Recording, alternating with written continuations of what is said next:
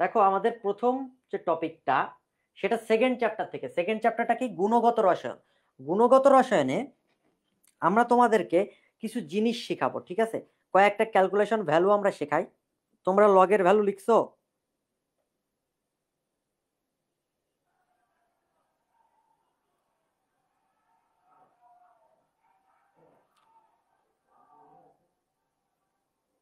ঠিক আছে, দেখো আমাদের ফার্স্ট যে টপিকটা সেটা গুণগত রসায়নে আছে কি কি? রাদারফোর্ড পরমাণু মডেল, বোর পরমাণু মডেল, ঠিক কিনা? তোমরা এগুলো পড়ে ফেলছো, আমরা জাস্ট ক্যালকুলেশন শিখাবো। তুমি জানো একটা যৌগকে যদি আমি এ দ্বারা প্রকাশ করি, তার নিচে থাকে হচ্ছে প্রোটন সংখ্যা বা পারমাণবিক ভর, তাই না? এইখান থেকে প্রোটন সংখ্যা, আর এই পাশে থাকে হচ্ছে এদের ভর, আর এইখানে প্লাস মাইনাস এম দিয়া থাকে চার্জ, ঠিক কিনা? এটা একটা যৌগকে প্রকাশ করা হয়। আচ্ছা, যৌগকে যদি প্রকাশ করা হয়, হ্যাঁ এখানে একজন লিখে ফেলছে লগের ভ্যালু। ওকে, গুড, ভেরি গুড। আচ্ছা, এখানে যে প্রকাশ করা হয় এইটা নিয়ে আমরা একটু কথাবার্তা বলবো। তার আগে আমরা রাদারফোর্ড পরমাণু মডেলে যাব। এখন দেখো এই যে ভর এবং প্রোটন, এই প্রোটন সংখ্যা একটা নিউট্রাল পরমাণুর ক্ষেত্রে প্রোটন সংখ্যার সমান কি থাকে বাবারা? ইলেকট্রন সংখ্যা, এটা তোমরা জানো। কিন্তু এই ভর সংখ্যা থেকে আমরা যদি প্রোটন সংখ্যা মাইনাস করি তাহলে পাবো নিউট্রন সংখ্যা। কোন সংখ্যা পাবো? নিউট্রন সংখ্যা। কিন্তু যখন চার্জ থাকে তখন এই ইলেকট্রন সংখ্যা প্রোটন সংখ্যার সমান হয় না। এখন অক্সিজেন 2 মাইনাস, এটার প্রোটন সংখ্যা কত? 8। 2 মাইনাস, তার মানে ইলেকট্রন সংখ্যা কত হওয়া উচিত? ইলেকট্রন সংখ্যা তো প্রোটন সংখ্যার সমান, বাট চার্জ দেখো 2 মাইনাস, তার মানে আরো 2টা ইলেকট্রন সে গ্রহণ করছে বা অ্যাকসেপ্ট করছে, তখন এর ইলেকট্রন সংখ্যা হবে 10টা ইলেকট্রন। ঠিক আছে, কয়টা ইলেকট্রন হবে? 10টা ইলেকট্রন। এখন আসো আমরা এই প্রশ্নটা পড়ি। এটা একটু উল্টে গেছে, যে 14 হবে উপরে, নিচে হবে 7। তো এই যে 7 হচ্ছে প্রোটন সংখ্যা আর 14 হচ্ছে নিউট্রন ভর সংখ্যা, এর 10টি অণু নিউট্রন সংখ্যা কত? এটা খুবই ইজি। দেখো জিনিসটা এরকম যে আগে আমরা একটা মৌলের নিউট্রন সংখ্যা বের করি। নাইট্রোজেনের ক্ষেত্রে তাহলে 14 মাইনাস 7 সমান সমান 7, এইটা হচ্ছে নিউট্রন সংখ্যা। আছে কয়টা? 2টা, তার মানে 7 গুণ 2 হবে 14টা। একটা নাইট্রোজেন অণুতে 14টা নিউট্রন থাকে, তাহলে 10টি অণুতে নিউট্রন কয়টা থাকবে? গুণ 10, 140। ঠিক কিনা বলো? ঠিক কিনা?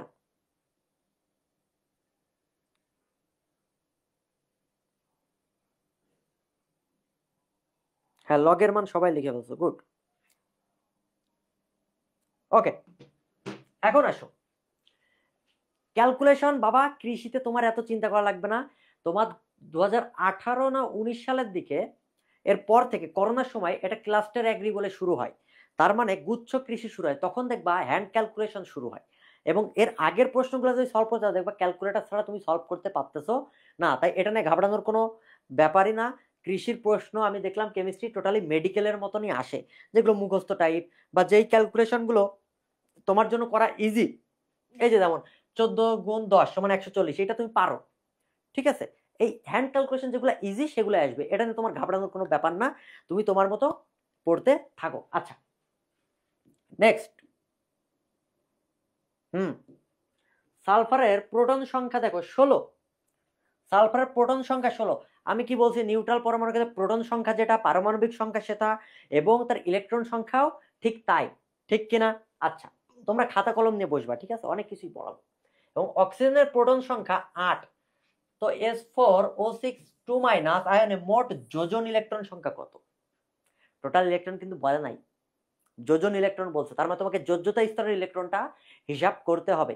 একটু খেয়াল করো, এই যোজন কথাটা না থাকলে আমি ডিরেক্ট টোটাল ইলেকট্রন হিসাব করে আনসার বলে দিতে পারতাম, বাট যোজন ইলেকট্রন বলছে, তার মানে যোজ্যতা স্তরে আমার ইলেকট্রনটা হিসাব করতে হবে। আগে ক্লাস কর, পিডিএফটা কি দেওয়া হবে? ক্লাস করার আগে পিডিএফ এর চিন্তা করিস, এদের মাইরে। আচ্ছা দেখো, তো সালফারের প্রোটন সংখ্যা 16। তুমি জানো যোজ্যতা স্তরে বা যোজনীর ক্ষেত্রে ইলেকট্রন কয়টা থাকে? 6টা। অক্সিজেনের প্রোটন সংখ্যা 8, এর ক্ষেত্রে কয়টা থাকে? 6টা।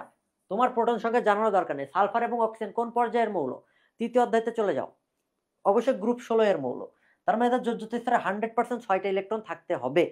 আচ্ছা, তো এখন আসো, সালফার আছে কয়টা? 4টা। তার মানে এর যোজ্যতা স্তরের ইলেকট্রন কয়টা? 4 ছক 24। এটা যদি না পারো হ্যান্ড ক্যালকুলেশন, তাহলে কি আর বলার। অক্সিজেনের কয়টা? 6টা আছে। তার মানে কত হবে? 6 ছক 36। আচ্ছা, এই দুইটা যোগ করবো এখন। 24 যোগ 36, 6 10 0, আর থেকে 1, 3 আর 1 4, 4 আর 2 6, 60টা। 2 মাইনাস, এখানে 2 মাইনাস দেখা যাইতেছে, তার মানে কি এই দুইটা এক্সট্রা ইলেকট্রন সে গ্রহণ করছে না।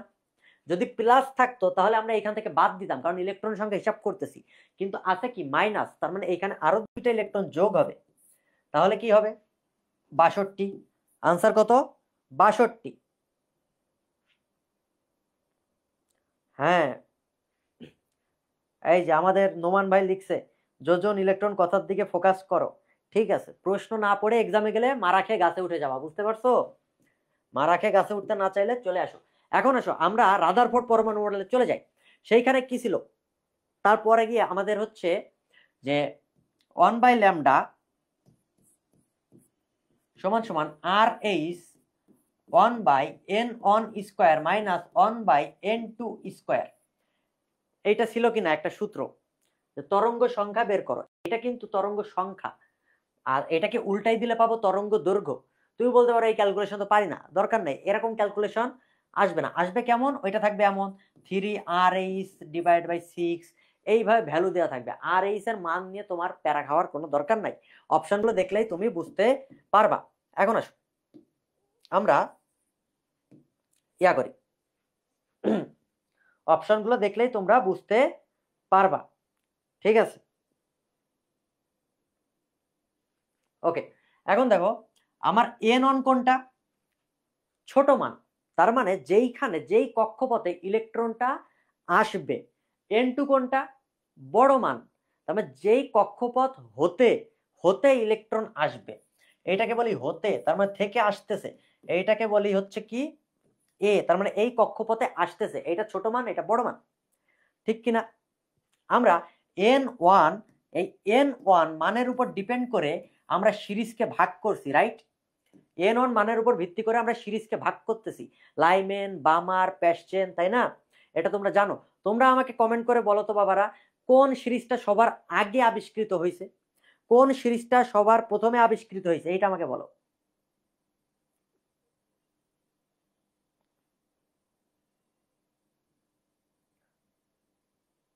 ঠিক আছে, ক্লাস শেষে আমি মেসেজ দিতেছি, প্রশ্ন পাইলে তোমাদেরকে জানিয়ে দিব, ঠিক আছে? কোন সিরিজটা সবার প্রথমে আবিষ্কৃত হয়েছে? লাইমেন, বামার, প্যাসচেন, হামফ্রিজ, ফোন্ড, ব্র্যাকেট, কোনটা?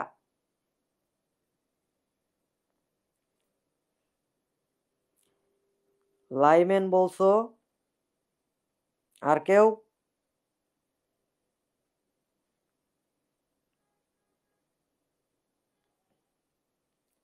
এই যে বামার, বাবা বামার সিরিজ হচ্ছে সবার আগে আবিষ্কৃত হয়েছে, এবং বামার সিরিজ হচ্ছে দৃশ্যমান বর্ণালীতে। লাইমেন হচ্ছে কোনটাতে? অতি বেগুনি। আর এর নিচের গুলা যা থাকে সবগুলো হচ্ছে অবলোহিত, ঠিক আছে? এই দৃশ্যমানটা সবার প্রথমে বামারটা আবিষ্কার হয়েছে, এটার জন্য N1 এর মান হচ্ছে 2, ঠিক কিনা? আচ্ছা গেল, এইটা নিয়ে আমার ইস্যু নাই। ইস্যু হচ্ছে জিনিসটা থাকবে, কোশ্চেন থাকবে এরকম, সাপোজ N1 এর মান দেওয়া থাকলো 2, N2 এর মান দেওয়া থাকলো কত? 5। এখন বললো যে এর ক্ষেত্রে তরঙ্গ দৈর্ঘ্য কত, তরঙ্গ সংখ্যা কত, বের করো। পারবা না বের করতে? এমনি 1/λ সমান RH ইন্টু 1/N1², তার মানে 2 দুগুণে 4, মাইনাস 1/5², 5 × 25। এবার ক্যালকুলেশন করো, ক্যালকুলেশন করার পরে RH দিয়ে উপরে একটা মান আসবে, নিচে একটা মান আসবে। এইটা যদি না পারো, হ্যাঁ বামার,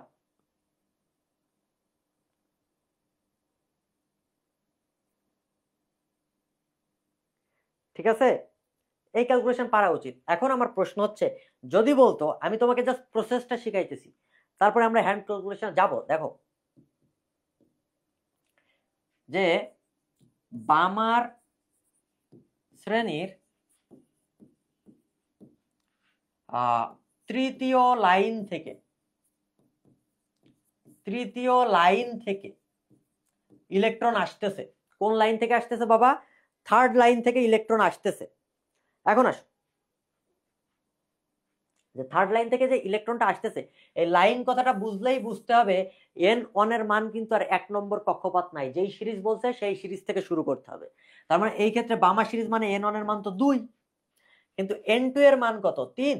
তৃতীয় লাইন বলছে 3 না, এর মানে হচ্ছে 3 এর সাথে আমার 2 যোগ করতে হবে, যেই সিরিজ সেটা যোগ করে দিবা। তার মানে 3 + 2 = 5। তার মানে n2 এর মান 5। ঠিক আছে, এইভাবে আমরা 1/λ এর মান বের করতে পারবো। বুঝতে পারছো? এরপরে আসো সর্বোচ্চ এবং সর্বনিম্ন। এইটা বলে একটা কোশ্চেন খুব আসে যে বামা সিরিজ না দিয়ে আমি লাইমেন দিব না প্যাস্টেন দিই। প্যাস্টেন সিরিজের ক্ষেত্রে সবাই খাতা কলম নিও, কিন্তু এই যে সব জিনিস এই স্লাইডে থাকবে না, কিছু কিছু এক্সট্রা ট্রিক্স দিচ্ছি, এইগুলো সবাই লিখে রাখবা। ঠিক আছে? প্যাস্টেন সিরিজের ক্ষেত্রে আমার n1 তো আমি জানি 3, রাইট? এবং বললো যে সর্বনিম্ন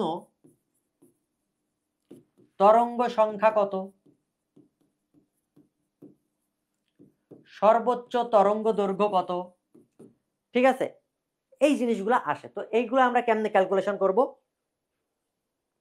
হ্যাঁ দেখো, জিনিসটা এরকম, 1/λ এইটা তো আমার হচ্ছে কি তরঙ্গ সংখ্যার মান বা মিউ বার মানে কি বাবারা? তরঙ্গ সংখ্যা। তাহলে এটা তরঙ্গ সংখ্যার মান। আমি এমনি মনে রাখতাম যে জাস্ট এই যে সর্বনিম্ন সর্বোচ্চ এই কথাটা আসলে তোমার জন্য দুইটা জিনিস মনে রাখতে হবে, একটা ইনফিনিটি আর একটা হচ্ছে কাছাকাছি মান। ঠিক আছে, এখন ইনফিনিটি কখন আর কাছাকাছি মান কখন?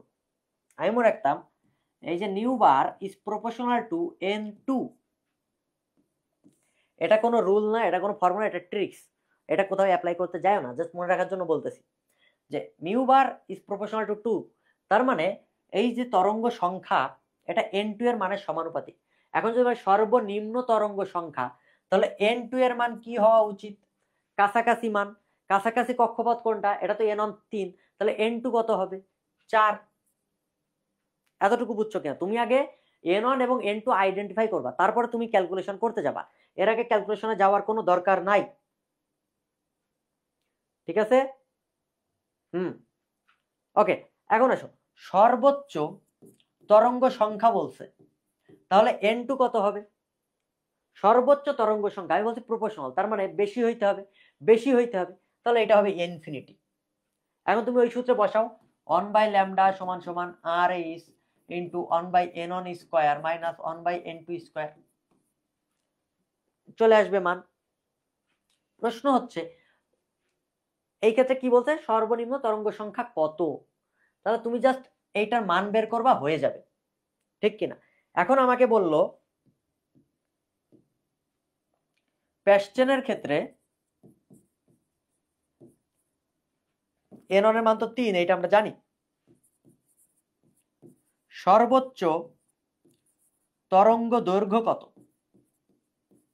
তা তোমাকে ল্যামডার মান জানতে চাইছে। তার মানে সেম প্রসেস, আমি জাস্ট জানি কোনটা? তরঙ্গ সংখ্যা। তাহলে তরঙ্গ সংখ্যাকে আমি উল্টাই দিব। তাহলে তুমি এইটা চিন্তা করার দরকার নেই, চাইছে কি সর্বোচ্চ তরঙ্গ দৈর্ঘ্য। তাহলে সর্বোচ্চ তরঙ্গ দৈর্ঘ্য হইলে কি হয়? তরঙ্গ সংখ্যা সর্বনিম্ন হয়। তাহলে আমি সর্বনিম্ন তরঙ্গ সংখ্যা বের করব, mu bar is proportional to n2। তার মানে সর্বনিম্ন যদি তরঙ্গ সংখ্যা হইতে হয়, তাহলে n2 এর মান কাছাকাছি হইতে হবে 4। সর্বনিম্ন তরঙ্গ সংখ্যা মানে সর্বোচ্চ তরঙ্গ দৈর্ঘ্য। এরপর তুমি ওইখান থেকে ল্যামডা এর মান বের করবা। বুঝতে পারছো? ওয়ালাইকুম আসসালাম। হ্যাঁ 4 হবে, ভেরি গুড। বুঝতে পারছো? এতটুকু আশা করি ক্লিয়ার। নেক্সট দেখো একটা প্রশ্ন, এটা খুবই ভালো একটা প্রশ্ন, যে কতটি তরঙ্গ সংখ্যা দিবে বা কতটি বর্ণালী সৃষ্টি হবে।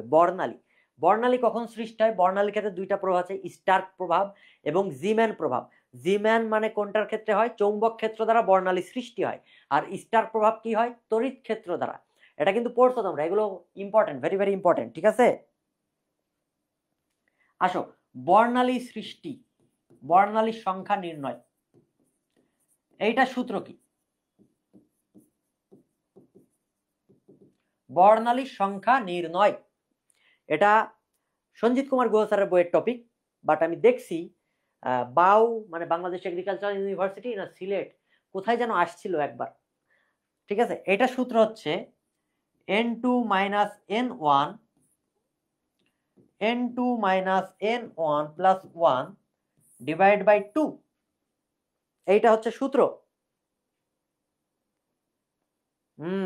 গুড, ভেরি গুড, এইটা হচ্ছে সূত্র।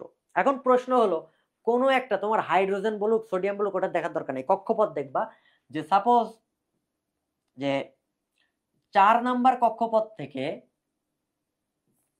2 নম্বর কক্ষপথে ইলেকট্রন আসতেছে, তুমি একটা ইলেকট্রনকে উত্তেজিত করছো, সেটাকে আবার সরাই দিছো, তার মানে ইলেকট্রনটা লাফ দিয়ে 4 নম্বর কক্ষপথ থেকে 2 নম্বর কক্ষপথে আসতেছে। এখন কতটি বর্ণালী সৃষ্টি হবে এই সূত্র দিয়ে অ্যাপ্লাই করতে হবে। এখন তুমি হ্যান্ড ক্যালকুলেশন পারো না, কেন পারো না? তুমি এই ক্যালকুলেশনটা পারো না। দেখো n2 এর মান কত? 4, কারণ এই কক্ষপথ থেকে আসতেছে, কোথায় আসতেছে? 2 নাম্বার কক্ষপথে। n1 এর মান কত? 2, তাহলে 4 -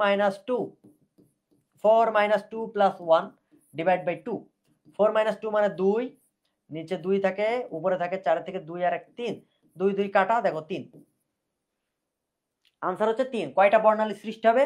3টা বর্ণালী সৃষ্টি হবে। এটা পারবা কিনা বুঝতে পারছো? হ্যাঁ, সবার বিচার বাংলার মাটিতে করা হবে, কোনো সমস্যা নাই, খুব বেশি নাই, প্রশ্ন খুবই কম, কারণ কেমিস্ট্রিতে ম্যাথ খুব একটা আসে না, যা আসবে তুমি হ্যান্ড ক্যালকুলেশন করে পারবা, ঠিক আছে? কেমিস্ট্রি টোটালি একটা বেসিকের সাবজেক্ট, বেসিক পড়লেই হয়ে যাবে। ওকে, নেক্সটে আগাইলাম, আগাবো। এই ফর্মুলা লেখা হয়েছে সবার?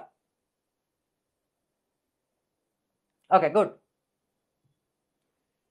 নেক্সট আসো, এটা খুবই একটা মজার প্রশ্ন, এটা আসলে ফিজিক্সে থাকার কথা, এইখানে কেন দিল আমি জানি না, আচ্ছা দিক। এইটা তুমি একটা অক্সিজেন মৌলকে নিউট্রন দ্বারা আঘাত করছো, 2টা মৌলে বিভক্ত হয়েছে, খুবই ভালো কথা। এইটার সাথে আসবে কোনটা? আলফা বিকিরণ হইলে কোনটা তৈরি হবে, বিটা নিঃসরণ হইলে কোনটা তৈরি হবে, গামা নিঃসরণ হইলে কোনটা তৈরি হবে, ঠিক আছে? আচ্ছা আসো, এই ক্ষেত্রে তোমার কোনো কিছু জানার দরকার নেই, তুমি যা জানবা সংরক্ষণশীলতার নীতি, যে এই সাইডেও প্রোটন সংখ্যা বা পারমাণবিক সংখ্যা যা হবে উৎপাদেও ঠিক সেম হইতে হবে, ভর সংখ্যা বিক্রিয়কে যা হইতে হবে উৎপাদেও ঠিক সেম হইতে হবে। তাহলে আসো, এটা 8 যোগ 0, তাহলে এইখানেও ঠিক সেই 8টা বানাইতে হবে, 8 হয় কিনা। তাহলে এইখানে যেই মৌলটা হবে, ধরে নিলাম এই মৌলটা x, এইটার নিচে সেই সংখ্যাটা হবে, ওইটাকে হচ্ছে p ধরলাম, p + 1, তাহলে p এর মান কত হবে? p এর মান হবে 8 থেকে 1 বাদ দিলে থাকে 7, আচ্ছা 7 হইল, নিচে 7 হবে। ভরে আসো, 16 যোগ 1, 16 যোগ 1 সমান সমান, এটাও ধরলাম হচ্ছে q প্লাস 1, 16 আর 1 17 সমান সমান q প্লাস 1, তাহলে q এর মান কত আসে? 16, আর 17 থেকে 1 যদি বাদ দিতে না পারো তাহলে আর কিছু বলার নাই। তার মানে জিনিসটা এমন হবে 16 7, ভর চেঞ্জ হইতে পারে, পারমাণবিক সংখ্যা কি চেঞ্জ হওয়া সম্ভব? সম্ভব না। তুমি মৌলের পর্যায়বৃত্ত ধর্ম যদি দেখো, পিরিয়ডিক টেবিল দেখো, আমরা সবসময় মৌলের যে পর্যায়বৃত্ত ধর্ম, এটার ভিত্তি কি বা পর্যায় সারণীর ভিত্তি কি বলতো? পর্যায় সারণীর ভিত্তি কি?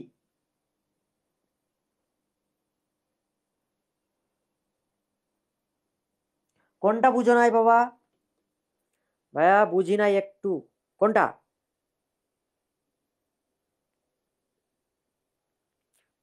আমরা ম্যাথ করাইতেছি, এইখানে হচ্ছে জাস্ট 2টা যোগ করে আমরা সমান দেখাইতেছি, যে বিক্রিয়ার আগে যে ভর ছিল বিক্রিয়ার পরেও ঠিক সেম ভর, আমরা যা যোগ বিয়োগ করছি, এইখানে চাইছে অক্সিজেনকে নিউট্রন দ্বারা আঘাত করছো, হাইড্রোজেন তৈরি হয়েছে, আর জিজ্ঞাসা চিহ্ন দিছে এখানে কোন মৌলটা হবে সেটা জানতে চাইছে।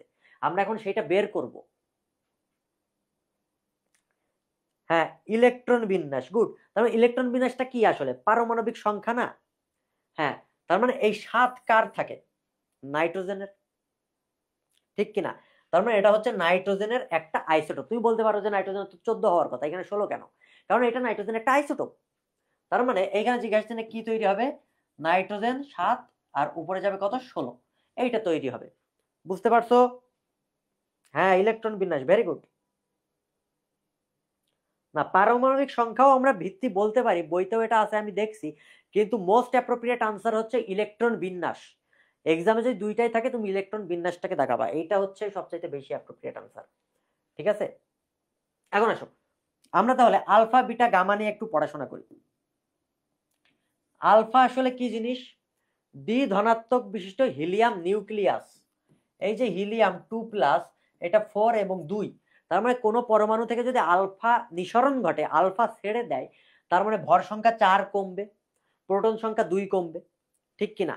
আর বিটা রশ্মি মানে হচ্ছে এটা আসলে ইলেকট্রন বের হয়, ইলেকট্রন নির্গত হয়, এটা হচ্ছে বিটা ক্ষয়। হ্যাঁ, এটা হচ্ছে বিটা ক্ষয়। আচ্ছা, হ্যাঁ 25ও আছে, দেখছো? 25রাও ফার্স্ট টাইমাররাও হচ্ছে কতটা সিনসিয়ার, ডেডিকেটেড, যে না কৃষির ক্লাসটা দেখে আসি, তাদের হচ্ছে সামনে এইচএসসি তাও দেখতেছে, এটাই এই স্পিরিটই দরকার। What a competition, very good. এই যে ইলেকট্রনটা যে বের হবে, তাহলে সেই পরমাণু থেকে আমার পারমাণবিক সংখ্যা কিন্তু 1 বেড়ে যাবে, 1 কি হবে? বেড়ে যাবে। আচ্ছা আসুন আমরা নেক্সট কোশ্চেনে যাই। খুবই সুন্দর একটা প্রশ্ন। একটি আয়নের 18টি ইলেকট্রন আছে, 20টা নিউট্রন আছে, চার্জ সংখ্যা 2, ভর সংখ্যা কত? তোমাকে একটু আগে বলছি ভর সংখ্যা সমান সমান কি দেখা যায়? হ্যাঁ, ভর সংখ্যা সমান সমান হচ্ছে প্রোটন সংখ্যা প্লাস নিউট্রন সংখ্যা। তোমাকে নিউট্রন সংখ্যা দেওয়া আছে 20টা, তার মানে তুমি একটা পাইছো, প্রোটন সংখ্যা জানতে হবে। কেমনে বের করবা? দেখো ইলেকট্রন বিন্যাস আছে 18টা, কয়টা আছে? 18টা, এবং চার্জ সংখ্যা আছে -2, তার মানে এটা তো ইলেকট্রন সংখ্যা সমান প্রোটন সংখ্যা না। তার মানে দুইটা ইলেকট্রন এ অলরেডি অ্যাকসেপ্ট করে নিছে, ওই দুইটাকে বাদ দিতে হবে, তাই না? হ্যাঁ, দুইটাকে বাদ দিলে এটা তখন নিউট্রাল অবস্থায় আসবে, তখন আমরা প্রোটন সংখ্যা সমান ইলেকট্রন সংখ্যাটা পাবো। তাহলে 18 থেকে 2 বাদ দিই, তাহলে কত থাকে? 16, ঠিক আছে না? তাহলে প্রোটন সংখ্যা 16 আর নিউট্রন সংখ্যা কত? 20, যোগ করো 6, 2 আর 1 3, 36। এই দেখো হ্যান্ড ক্যালকুলেশন কত সুন্দর, 36।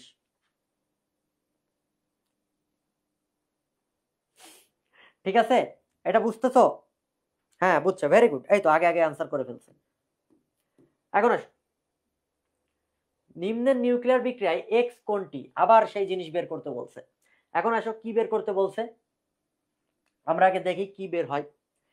প্রোটন সংখ্যা আগে দেখি, তার মানে 7 প্লাস এইটাকে ধরলাম হচ্ছে পি সমান সমান 8 প্লাস 1, 8 আর 1 9, 7 থেকে যদি হচ্ছে 9 বাদ দিই তাহলে কি হবে? পি এর মান বের হবে। 8 আর 1 9 থেকে 7 বাদ দিলে থাকে 2, তার মানে এটার মান হচ্ছে 2।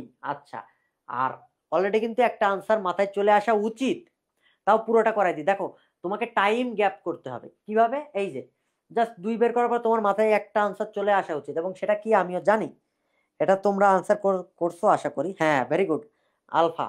তার মানে 2 মানে কি বুঝতেই পারতেছো যে 2 এখান থেকে আমার ইয়া হবে। এখন 14 আর ধরলাম কিউ, 17 প্লাস 1 18, 18 থেকে 14 বাদ দিলে কত থাকে? 4, কিউ এর মান কত? 4। তার মানে তোমার এতটুকু তো করা লাগে না, তুমি যতটা শর্টে শর্টে করতে পারো সেটাই তোমার জন্য বেনিফিট। আলফা পার্টিকেল, ঠিক কিনা? আলফা পার্টিকেল একটু আগে বলছি। নেক্সট, একটি জলীয় দ্রবণের পিএইচ 10 হলে, এই যে আমরা এখন পিএইচ এর মেথড, তোমাদের লগের মান কেন লিখতে বলছিলাম আমরা একটু পরে টের পাবো, ঠিক আছে? এখন দেখো পিএইচ, পিএইচ মানে কি? মাইনাস লগ হাইড্রোজেন আয়নের ঘনমাত্রা, ঠিক আছে। আচ্ছা, POH এটার মানে কি? মাইনাস লগ হাইড্রক্সিল আয়নের ঘনমাত্রা। আমরা একটু ইয়াতে চলে যাই।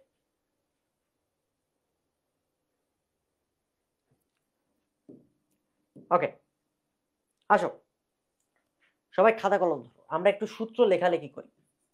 পিএইচ মানে হচ্ছে minus log H plus ion বা হাইড্রোজেন আয়নের ঘনমাত্রা। পিওএইচ মানে হচ্ছে মাইনাস লগ হাইড্রক্সিল আয়ন। পিকে তার মানে মাইনাস লগ কে, এসে কে হোক আর কে বি হোক ওইটা ইস্যু না। ঠিক আছে, এখন চিন্তা করো যদি কোনো ক্ষার হয় আমরা ডিরেক্টলি পিএইচ বের করতে পারি না, আমরা পিওএইচ বের করতে পারি কোনো একটা ক্ষার হইলে। আর পিএইচ যোগ পিওএইচ সমান সমান কি বাবারা 14, তার মানে 14 থেকে মাইনাস করলে আমরা পিএইচ পাবো। এতটুকু ক্লিয়ার। এখন পিএইচ আমরা বের করার অনেক কাহিনী আছে, আসো আমরা একটু বলি। যদি শক্তিশালী অ্যাসিড হয়,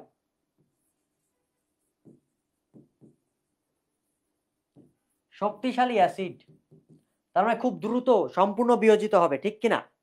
খুব দ্রুত বিয়োজিত হবে, তখন পিএইচ সমান সমান কি হবে?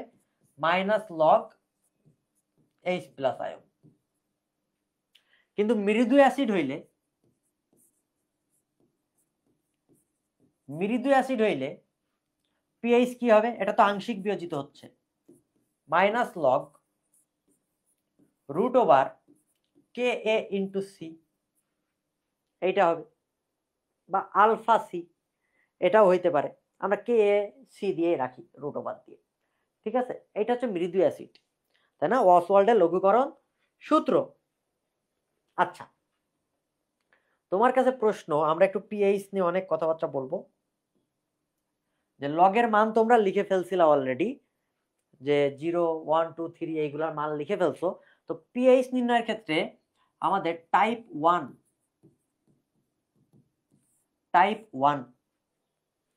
তুমি বলো 0.001 মোলার HCl এর পিএইচ কত? এটা সবাই পারবা, কারণ কি আমরা জানি যদি 1 থাকে তাহলে পয়েন্টের পরে যেই কটা সংখ্যা, যদি 1 থাকে পয়েন্টের পরে যেই কটা সংখ্যা সেটাই তার পিএইচ, তাই না? কারণ কি 1, 2, 3, তার মানে এটার পিএইচ হবে কত? 3 হবে। 0.005 দিলাম এই মোলার H2SO4, এইটার পিএইচ কত? আসলে পিএইচ মানে minus log hydrogen ion. Hydrogen আয়নের ঘনমাত্রা কত? এটা তো সালফিউরিক অ্যাসিডের ঘনমাত্রা, তার মানে হাইড্রোজেনের ঘনমাত্রা হবে ডাবল, কারণ এখানে দুইটা হাইড্রোজেন আছে, ঠিক কিনা? কারণ এটা দ্বিক্ষারকীয় অম্ল, ঠিক আছে না? দ্বিক্ষারকীয় অম্ল, ভেরি গুড, 3।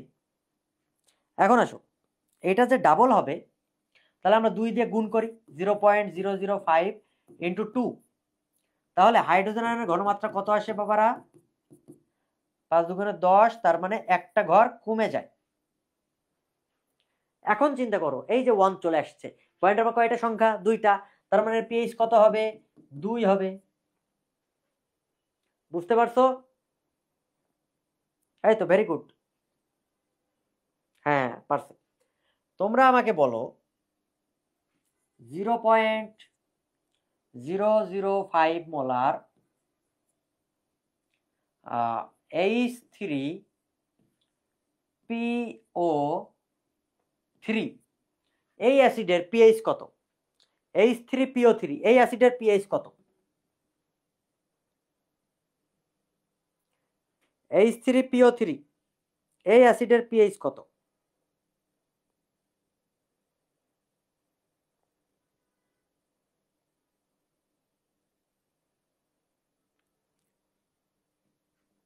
বলো।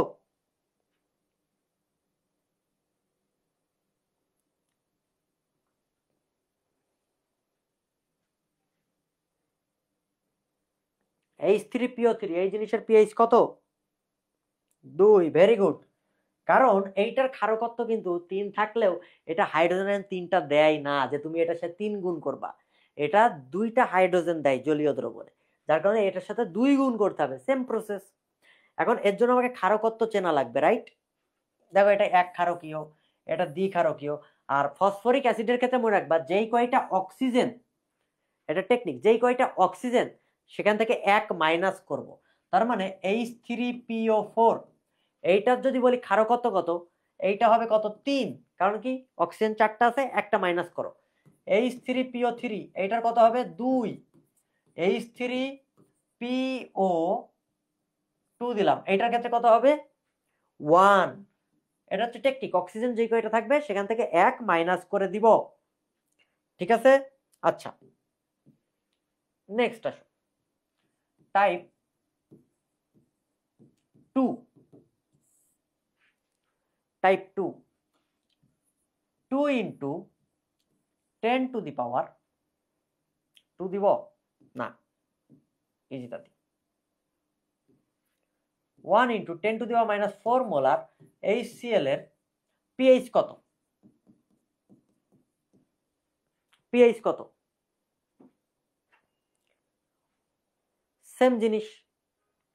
তার মানে এইটার হচ্ছে পিএইচ সমান সমান মাইনাস লগ হাইড্রোজেনের ঘনমাত্রা করব 1 ইন্টু 10⁻⁴, কারণ এটা তো এক ক্ষারকীয়, আমার আর কোনো কিছু গুণ করা লাগতেছে না, 1 গুণ করলেই হয়ে যাচ্ছে। তাহলে 1 গুণ করলে হইলে কি হয়, লগের ক্ষেত্রে যেটা মাইনাস মাইনাস মাইনাস প্লাস সামনে চলে আসে, তার মানে 4, ঠিক আছে না, ক্লিয়ার। যদি অ্যামোনিয়াম হাইড্রোক্সাইড বলতো তাহলে আমরা ডিরেক্ট পিওএইচ পাইতাম, তখন 14 থেকে মাইনাস করতাম, ঠিক কিনা, ঠিক আছে। তোমরা আমাকে বলো কি বলবা, 1 ইন্টু 10⁻⁹ মোলার HCl দিলাম, এটার পিএইচ কত,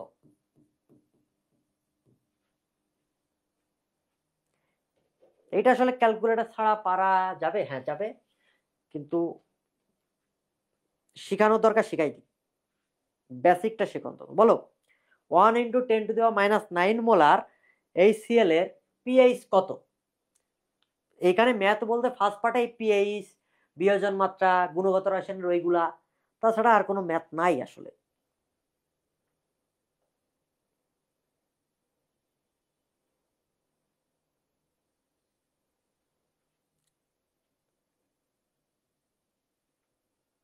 বলো 9, ইকরা বলছে 9, আর 9, 9 বাবা। HCl হচ্ছে অ্যাসিড, পিএইচ সর্বোচ্চ আমরা জানি অ্যাসিডের মান 0 থেকে 7 মধ্যে থাকবে, আর 7 থেকে 14 মধ্যে থাকবে ক্ষার। তুমি পিএইচ বলতেছো 9, আবার বলতেছো অ্যাসিড, জিনিসটা কেমন হয়ে গেল বাবা। 9 মাইনাস লগ 1, ওয়াও, সব জীবন যেখানে যেমন করে দিছে। একটু তো কমন সেন্স খাটাবি, যে এটা হচ্ছে আমার পিএইচ, আমি বের করলাম স্বাভাবিক নিয়মে, পিএইচ বের হলো 9, তাহলে এটা কেমনে অ্যাসিড হয়, এটা কি অ্যাসিড হওয়ার প্রশ্ন ওঠে, হ্যাঁ। আন্দাজে 9 বলে দিল, পিএইচ স্কেলই তো 14 পর্যন্ত, 7-এর ওই পাশে গেলে ক্ষার হয়ে যাবে। জিনিসটা হচ্ছে এই ধরনের মানগুলা তুমি আগে একটু চিন্তা করবা, যে আমার মানটা আমার অ্যাসিড দিছে না ক্ষার দিছে, আমি কি বের করতেছি, মানটা কোথায় আসতেছে, একটু চিন্তা করবা। এটার মান তুমি ওইভাবে বের করতে পারবা না। কিভাবে পারবা, 1 ইন্টু 10⁻⁹ মোলার HCl, তার মানে কি এটা একটা লঘু অ্যাসিড, আর যেহেতু লঘু অ্যাসিড, কারণ ঘনমাত্রা দেখেই তো বুঝতে পারতেছি এটা লঘু, তাই না, নাহলে পিএইচ বেড়ে যাবে। আচ্ছা, তখন কি হবে, পানি, যে এটা তো জলীয় দ্রবণ থাকবে, পানিও হাইড্রোজেন আয়ন দেওয়া শুরু করবে, তখন এই ক্ষেত্রে পিএইচ বের করার নিয়ম হচ্ছে মাইনাস লগ হাইড্রোজেনের ঘনমাত্রার যোগফল করব। তার মানে এইটা তো দিচ্ছে 1 ইন্টু 10⁻⁹ প্লাস প্লাস পানিটাও যোগ করতে হবে 1 ইন্টু 10⁻⁷, 1 ইন্টু 10⁻⁷, এই দুইটা যোগ করে যে আনসারটা আসবে সেইটা হবে আমার আনসার। এইটা আসলে হাতে করতে গেলে একটু প্রসেসটা লেন্দি হবে, এটা তোমার কখনোই আসবে না, কিন্তু বেসিকটা তোমাকে বুঝাইলাম। যে অপশন এমন দিতে পারে নিচের কোনটি সঠিক নাই, এটা কিন্তু অনুশীলনীতেও আছে, যে 10⁻⁹ মোলার HCl এর পিএইচ হচ্ছে 9, বা 4-5টা অপশন দিয়ে দিল, কোনটি সঠিক নয় তুমি তো একটাও খুঁজে পাবা না, তুমি ভাববা ব্ল্যাঙ্ক অ্যান্সার, কিন্তু না, এইটা হচ্ছে ভুল, এইটা ভুল, বুঝতে পারছো। হ্যাঁ, এই বুঝতে পারছো, যাই আসুক না কেন, সালফিউরিক অ্যাসিড থাকুক, H2SO4 থাকুক, তখন কি করবা, এটারে 2 দিয়ে গুণ করবা, তখন 2 ইন্টু এই 1 ইন্টু 10⁻⁹, কিন্তু 1 ইন্টু 10⁻⁷ যোগ করাই লাগবে। এরকম কোন ক্রাইটেরিয়া চলে আসলে তুমি দেখতেছো পিএইচ মান খারের দিকে চলে যাইতেছে, কিন্তু আসলে তো এটা হওয়া সম্ভব না, তখন তুমি 1 ইন্টু 10⁻⁷ যোগ করে দিবা। এই বুঝতে পারছো? আচ্ছা, ডান। এখন আসো টাইপ 3।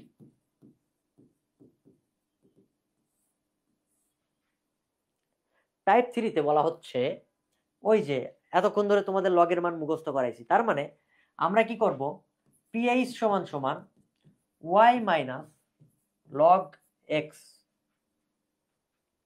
y মাইনাস কি লগ এক্স, আর এই ওয়াইটা হচ্ছে পাওয়ার, কোনো কিছুর পাওয়ার, এক্সটা হচ্ছে প্রথম পূর্ণ সংখ্যাটা, প্রথম পূর্ণ সংখ্যা। এটা হবে এমন, ধরো যে 0.032 যাই থাকুক, ওইটা আমার দেখার দরকার নাই, আমি জাস্ট প্রথম সংখ্যাটা কাউন্ট করব। এত মোলার কোন একটা HCl এর, সাপোজ আমি পিএইচ জানতে চাইছি, তাহলে কি করবা, এটা তুমি পয়েন্টের এখানে নিয়ে চলে আসো, তাহলে কি হবে 3.2, তাই না, 3 আসলে 3 ইন্টু 10⁻⁴ কত আসবে 12 মাইনাস 2, পাওয়ার 2 মাইনাস হবে, তাই না, 2 ঘর যাইতেছি, আমার 3টা কাউন্ট করতে হবে, বাকিটা যেখানে যাই যাক, ওটা আমার দেখার দরকার, প্রথমটা কাউন্ট করবা। তাহলে কি হবে, পিএইচ সমান সমান ওয়াই কত 2 মাইনাস কত হবে লগ 3, এই যে পূর্ণ সংখ্যা, প্রথম পূর্ণ সংখ্যা কত 3, লগ 3। এখন লগ 3 এর মান কত বাবা,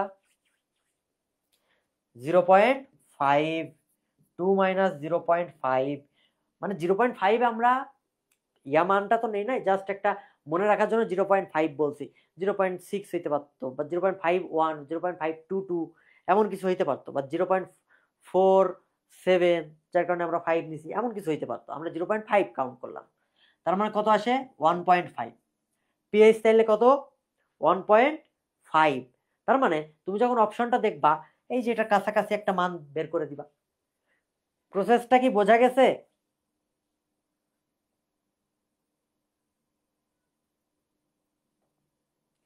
এই প্রসেসটা বোঝা গেছে কিনা বলো?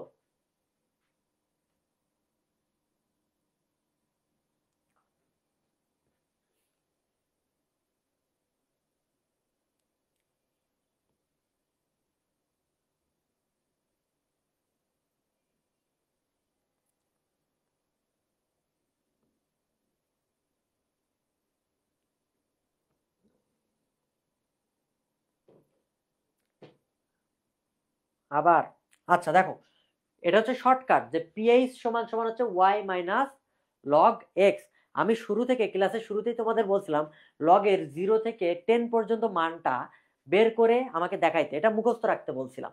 কেমনে মুখস্থ রাখতে বলছি দেখো, লগ 1 এটার মান 0, লগ 2 এই ক্ষেত্রে সবসময় কি হয় 2 করে যোগ হয়, তার মানে 2 এর মান 0.4, 2 এর সাথে 2 যোগ করো 0.2 যোগ করো, লগ 3 এটার মান হচ্ছে 0.5, লগ 4 এইটার মান হচ্ছে 0.6, তাহলে 4 এর সাথে 2 যোগ করছি, আমি মনে রাখতে বলছিলাম।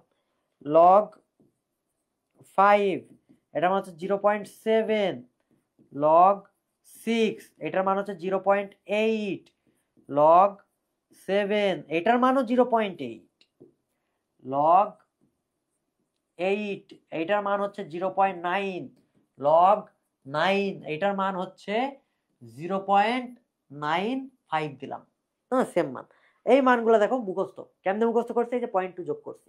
এখন সূত্রটা কি, সূত্রটা হচ্ছে পিএইচ সমান Y minus log X, Y minus log X মানে হচ্ছে ওয়াই হচ্ছে পাওয়ার, এই যে আমরা পাওয়ারে কনভার্ট করছি, আর এক্স মানে হচ্ছে প্রথম পূর্ণ সংখ্যাটা। ঠিক আছে, আমরা আবার করাবো, সমস্যা নাই, আমরা আগাই, চলো।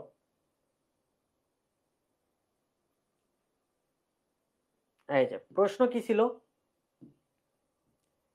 দেখো প্রশ্নে বলতেছে পিএইচ 10, সর্বোচ্চ কত মোল পার লিটার ঘনমাত্রা ম্যাগনেসিয়াম থাকতে পারে, এটা কেএসপি দেওয়া আছে।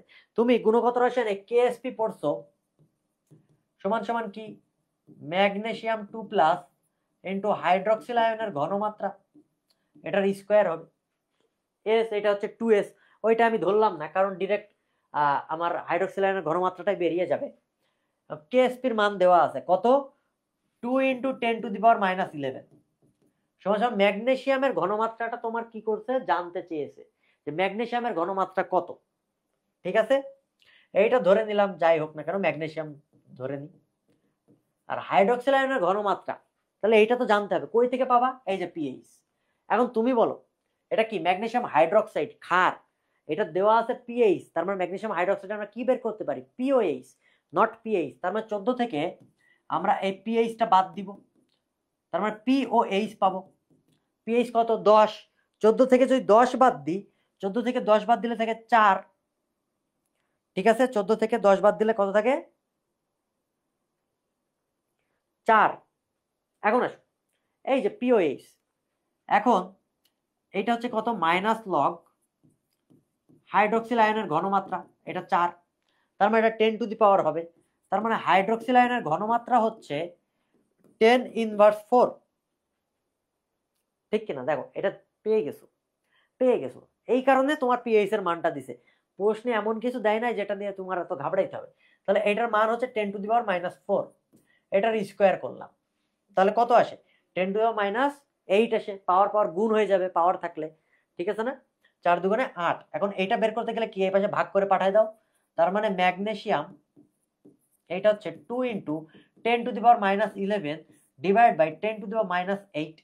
দেখো কত সুন্দর ক্যালকুলেশন, হ্যান্ড ক্যালকুলেশন নাকি পারে না। এই যে 2, এটা তো কোনো কাজ নাই, তাহলে ভাগ করা মানে কি পাওয়ার পাওয়ার বিয়োগ করা, তাহলে 11 থেকে 8 যদি বাদ যায় কত হয় 2 × 10⁻³ আনসার কোনটা, এইটা। বুঝতে পারছো, এর আগে তোমরা সবাই আনসার দিয়ে ফেলছিলা। দেখো কত সুন্দর ম্যাথটা, কত সুন্দর একটা ম্যাথ। আচ্ছা, পারা উচিত। চাপ হ্রাসে কোনটি দ্রাব্যতা হ্রাস পাবে, এটার আনসার করো তো বাবা। চাপ হ্রাস করলে কোনটি দ্রাব্যতা হ্রাস পাবে। তোমরা সবসময় প্রশ্ন পড়ার সময় প্রশ্নে এইভাবে মার্কিং করাটা আসলে সমীচীন না, কিন্তু মনে মনে তোমরা কিওয়ার্ড গুলো আইডেন্টিফাই করে ফেলবা যে কোন কিওয়ার্ডটা আমার জন্য গুরুত্বপূর্ণ, কোন প্রশ্নটা আমি কিভাবে অ্যাপ্লাই করব। ঠিক আছে, দেখো আমি কিন্তু কিওয়ার্ড গুলো আইডেন্টিফাই করে ফেলছি যে চাপ হ্রাসে দ্রাব্যতা হ্রাস পাবে কোনটার। আমরা জানি হেনরির সূত্র আছে, কার সূত্র, হেনরির সূত্র, যে কি দ্রাব্যতা চাপের কি সমানুপাতিক। কখন, যখন এটা গ্যাসীয় পদার্থ হবে। গ্যাসীয় পদার্থের ক্ষেত্রে দ্রাব্যতা কিসের সমানুপাতিক বাবা, চাপের। তাহলে গ্যাসীয় পদার্থ কোনটা, সোডিয়াম ক্লোরাইড খাবার লবণ গ্যাসীয় পদার্থ না, কার্বন ডাইঅক্সাইড এইটা গ্যাসীয় পদার্থ। দেখো সেকেন্ডটাতে অপশন পেয়ে গেছি। তবে গ্যাসীয় পদার্থ হইলে তো চাপের প্রভাব থাকবে, অন্য কিছুতে কি চাপের প্রভাব থাকবে, থাকবে না। এই ডি কেমনে হয়, ডি তো কঠিন, এখানে চাপের প্রভাব থাকবে না, চাপ বলছে নট তাপ, নট তাপ। তাপ বললে তো একটা কাহিনী থাকতো যে গ্লোবাল লবণ 31 না 24 ডিগ্রি সেলসিয়াস, এইসব একটা কাহিনী থাকতো। চাপ বলছে, প্রশ্নটা ভালোভাবে খেয়াল করো বাবা। হ্যাঁ, গুড। নেক্সট, কোনটি পানিতে অদ্রবণীয়, অদ্রবণীয় বলছে। ঠিক আছে, অদ্রবণীয় বললো, আমরা অদ্রবণীয়টা কেমনে বের করতে পারি।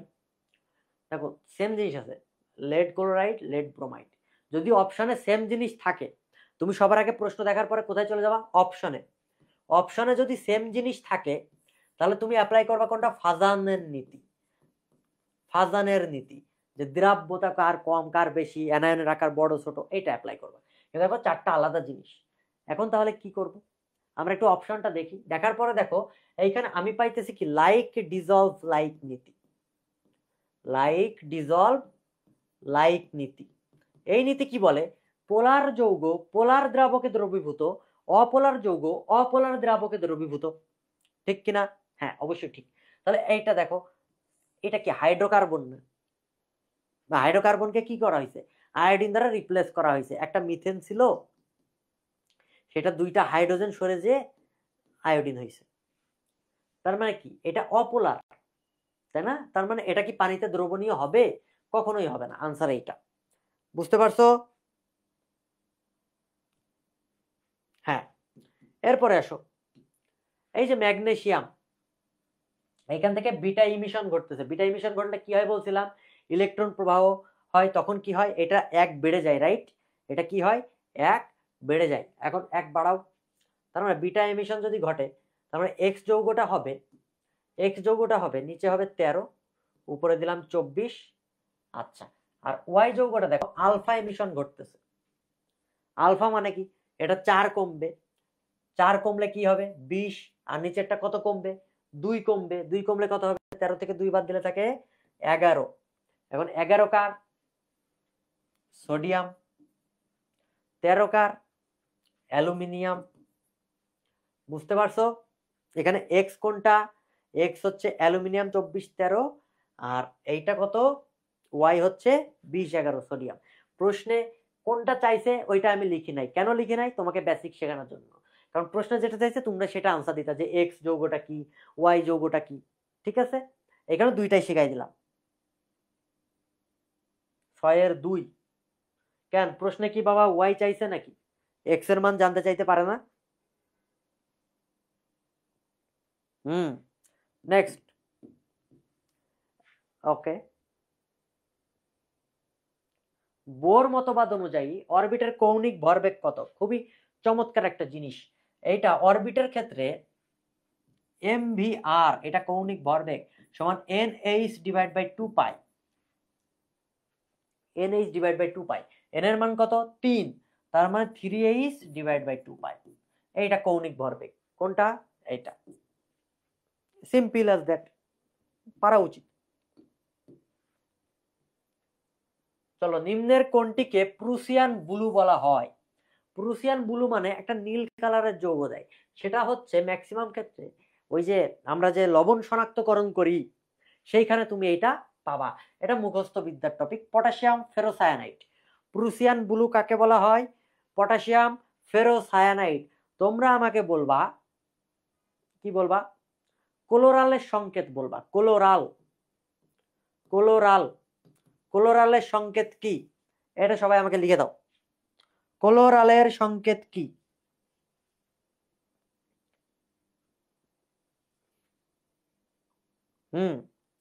এই কোলোরালের সংকেতটা তোমরা আমাকে লিখে দাও। ওকে, গুড। নেক্সট আসো,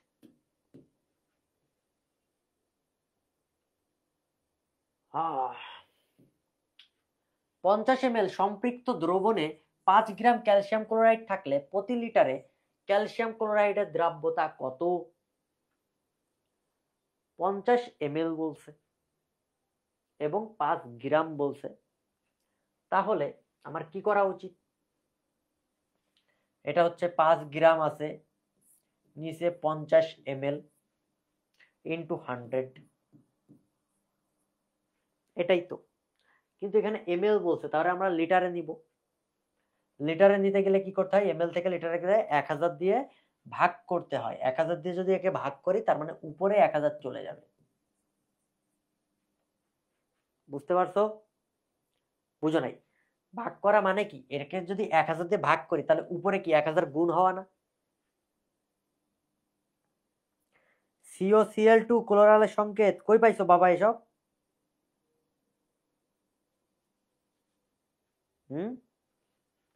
ক্লোরালের সংকেত হচ্ছে, এবার ঠিক আছে, মানে CCl3CHO, এইটা মানে CH3 এর এখানে হাইড্রোজেনকে ক্লোরিন দ্বারা রিপ্লেস করে দেওয়া হয়েছে, এটা একটা অ্যালডিহাইড ছিল, এটার নাম হচ্ছে ক্লোরাল। তো এখন এটা কাটাকাটি করো, 5 অক্ষে 5, 5 10 50, 10 একটা শূন্য একটা শূন্য কাটা, তার মানে এইটা হচ্ছে আনসার। কিন্তু এখানে আনসার নাই, কেন নাই? এটা 50 লিটার হবে। যদি 50 লিটার দিতাম তাহলে দেখি আনসার মেলে কিনা, তাহলে প্রশ্নে ভুল আছে। তাহলে 50 5 ডিভাইড বাই 50 ইন্টু 100, 1 10, তার মানে কত আসে 10 গ্রাম পার লিটার, 10 গ্রাম পার লিটার। মানে তোমাকে প্রশ্নটা ভালোভাবে পড়তে হবে, এখানে প্রশ্নটা সামঞ্জস্যপূর্ণ নাই। বুঝতে পারছো? আমি হ্যান্ড ক্যালকুলেশন দুইটাই কি বুঝতে পারছো? দুইটাই বুঝে যাওয়া উচিত। কোন যুগলটি সমায়ন প্রভাব দেখাবে? সম আয়ন প্রভাব। সমায়ন প্রভাবের ক্ষেত্রে মনে রাখতে হবে, কি মনে রাখবা? একটা তীব্র তড়িৎ বিশ্লেষ্য হইতে হবে, তীব্র তড়িৎ বিশ্লেষ্য হইতে হবে, আর একটা মৃদু তড়িৎ বিশ্লেষ্য হইতে হবে। মৃদু তড়িৎ বিশ্লেষ্য হইতে হবে, ঠিক আছে? আচ্ছা, এখন তোমরা আমাকে বলো, এর মধ্যে HCl HNO3 দুইটাই কি সবল, আর এই যে আনসার হচ্ছে এইটা। কারণ কি, এইটা দেখো মৃদু, এইটা হচ্ছে তীব্র। AgCl তো অদক্ষেপ পড়ে যায়, এটা নিয়ে ইয়ার কোনো প্রশ্নই ওঠে না, ঠিক আছে? তাহলে আনসার কোনটা হবে? H2S HCl। 9 নম্বরটা আবার একটু বুঝাই যায়। 9 নম্বর, আচ্ছা দেখো 9 নম্বরে বলছে 50 ml সম্পৃক্ত দ্রবণে 5 গ্রাম আছে, প্রতি লিটারে ক্যালসিয়াম ক্লোরাইডের দ্রাব্যতা কত? দ্রাব্যতার সূত্র কি? উপরে যাবে দ্রব, নিচে যাবে দ্রবণ ইন্টু 100। এইটা হচ্ছে দ্রাব্যতার সূত্র। দ্রাব্যতার সূত্রে তাহলে দ্রবের ভর কত? 5 গ্রাম। আর সম্পৃক্ত দ্রবণ কত? এটাকে লিটারে নাও, কারণ লিটারে নিলে আমার অপশনের সাথে মিলে যাইতেছে। তাহলে 50 গুণ 100। এইবার আসো কাটাকাটি করি। 5 অক্ষে 5, 5 10 কে 50, 10। এই 10 এইটারে 100 দিয়ে কাটলে উপরে থাকে 10। আনসার কত? 10 গ্রাম পার লিটার। এইটা হচ্ছে দ্রাব্যতা। তার মানে 1 লিটারে 10 গ্রাম ক্যালসিয়াম ক্লোরাইড দ্রবীভূত আছে, ঠিক আছে? বুঝতে পারছো? এইটা হচ্ছে আনসার। আর যদি ml থাকতো তখন কি হইতো? তখন উপরে আবার 1000 গুণ করতাম, 1000 গুণ করে আমরা লিটারে আনতাম, তখন আবার আনসার কিন্তু 10 হইতো না। বুঝতে পারছো? পারছো? তোমরা আমাকে বলো, এই সমায়ন প্রভাবটা বুঝছো? বলো, সম আয়নের প্রভাবে দ্রাব্যতার কি হয়? 1 নম্বর হ্রাস পায়, 2 নম্বর বৃদ্ধি পায়, 3 নম্বর পরিবর্তন হয়, 4 নম্বর কোনোটিই নয়। দ্রাব্যতার প্রভাবে সমায়নের প্রভাবে দ্রাব্যতার কি হয়? এটার আনসার দাও। সমায়নের প্রভাবে দ্রাব্যতার কি হয়? যে দ্রাব্যতা হ্রাস পাবে, বৃদ্ধি পাবে, পরিবর্তন হয়, না কোনোটিই নয়? এটার আনসার দাও দেখি।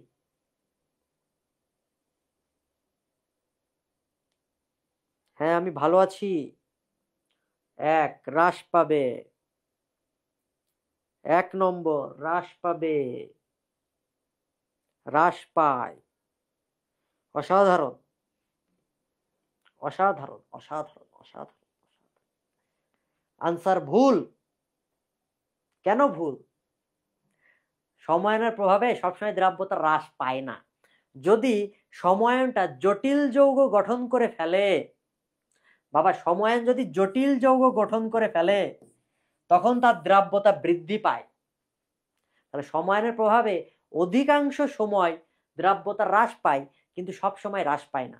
যদি জটিল যৌগ গঠন হয়ে যায়, যেমন পটাশিয়াম ফেরোসায়ানাইড, তুমি এখানে আবার একটু সিলভার সায়ানাইড যোগ দাও, হ্যাঁ, তাহলে দেখবা এই যে সাপোজ এটার আনসার হবে পরিবর্তন হয়।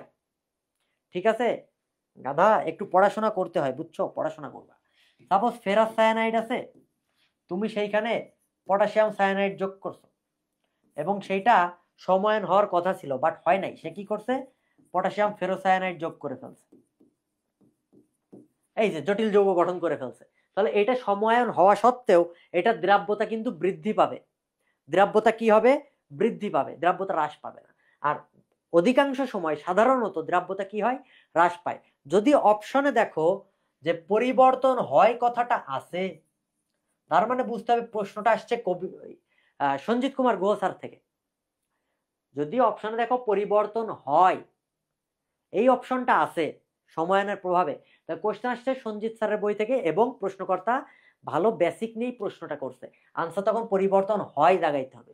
বাট পরিবর্তন হয় যদি না থাকে তাহলে তো হাজার নাক স্যারে পড়ছই সময়নের প্রভাবে দ্রাব্যতা হ্রাস পায়, এইটাই দাগাবা।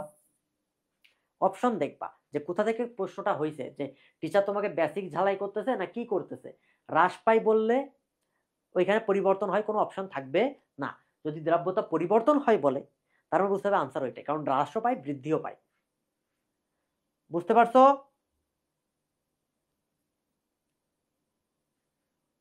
আশা করি ক্লিয়ার। তাহলে সময়ন প্রভাব আমাদের কনসেপ্ট ক্লিয়ার।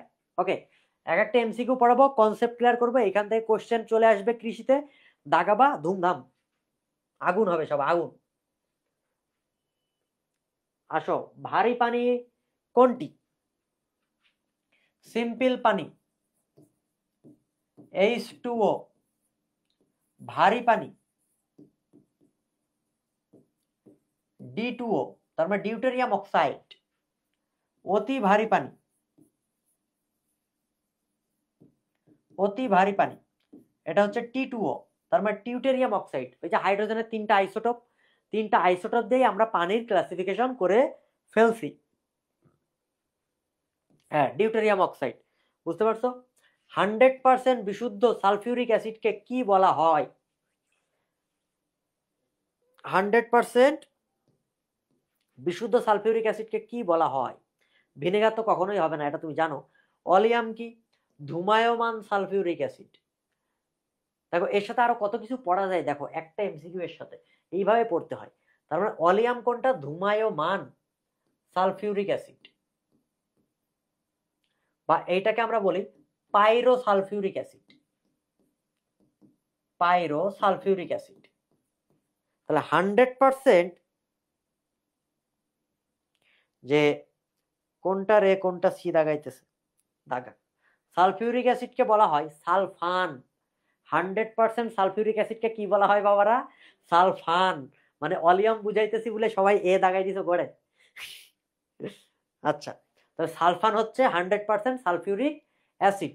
আচ্ছা, আর 99% বিশুদ্ধ যে কোনো যৌগকে আমরা বলি হচ্ছে অ্যানালার। কি বলি বাবারা? অ্যানালার। অ্যানালার। আচ্ছা, বন্ধন সম্পর্কে একটু কথা বলবো, ঠিক আছে? এটা হচ্ছে 99% বিশুদ্ধ কোন যৌগকে আমরা কি বলবো? অ্যানালার। ক্লিয়ার? আশা করি ক্লিয়ার। আগাইলাম। শক্তিশালী নিরোধক পদার্থ কোনটা? শক্তিশালী নিরোধক পদার্থ আছে, তুমি নিরোধক পদার্থ বলে দুইটা জিনিসের নাম মনে রাখবা। একটা গাঢ় সালফিউরিক অ্যাসিড কনসেন্ট্রেট, আর একটা হচ্ছে P2O5। P2O5 এটা ল্যাবরেটরি নিরাপদ ব্যবহার থেকে আসছে। P2O5 হচ্ছে আমাদের কি? শক্তিশালী নিরোধক পদার্থ। আর ডেসিকেটিং এজেন্ট যেটাকে বলা হয় এটা হচ্ছে শুষ্ক কারক। নিরোধক আলাদা কথা, শুষ্ক কারক আলাদা কথা। শুষ্ক কারক হচ্ছে ক্যালসিয়াম ক্লোরাইড। কি ক্লোরাইড বাবা? Calcium chloride. এই P2O5 এবং সালফিউরিক অ্যাসিড এদেরকে বলা হয় উত্তম নিরোধক। এখন আমাকে বলো, এই যে নিরোধক আর এই যে শুষ্ক কারক বা ডেসিকেটিং এজেন্ট, এই দুইটার মধ্যে পার্থক্য কি? এই দুইটার মধ্যে তোমার ডিফারেন্স কি? কেমনে আইডেন্টিফাই করবা যে এটা হচ্ছে নিরোধক, এটার কাজ কি? দুইটার কাজই তো পানি শোষণ করা। শুষ্ক কারক মানে শুকাই ফেললে পানি শোষণ করবে, নিরোধক মানেও পানি শোষণ করবে। এই দুইটার মধ্যে ডিফারেন্স কি বলো? এই দুইটার মধ্যে ডিফারেন্স কি?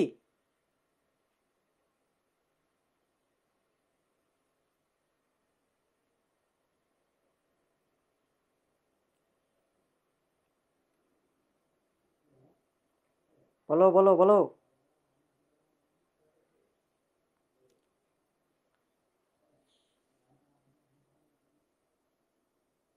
জারক। কি জারক? কোনটা জারক?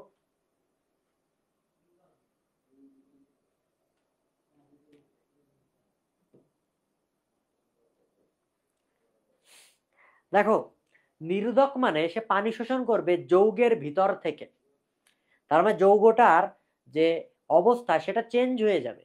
বাট শুষ্ক কারক এ যে পানি শোষণটা করবে, এ পানি শোষণ করবে পরিবেশ থেকে, তার মানে যৌগের কোনো ভৌত অবস্থার পরিবর্তন হবে না। সাপোজ তুমি সোডিয়াম ক্লোরাইডের কেলাসন করতেছো, এটাকে এখন শুকাইতে হবে, ডেসিকেটিং এজেন্টের মধ্যে কি দিলা, ক্যালসিয়াম ক্লোরাইড দিয়ে দিলা। এই যে ক্যালসিয়াম ক্লোরাইড দিয়ে দিলা, তখন কি হবে, এই পরিবেশ থেকে সে পানি শোষণ করে নিবে, সোডিয়াম ক্লোরাইডই থাকবে, এটার কোনো চেঞ্জ হবে না।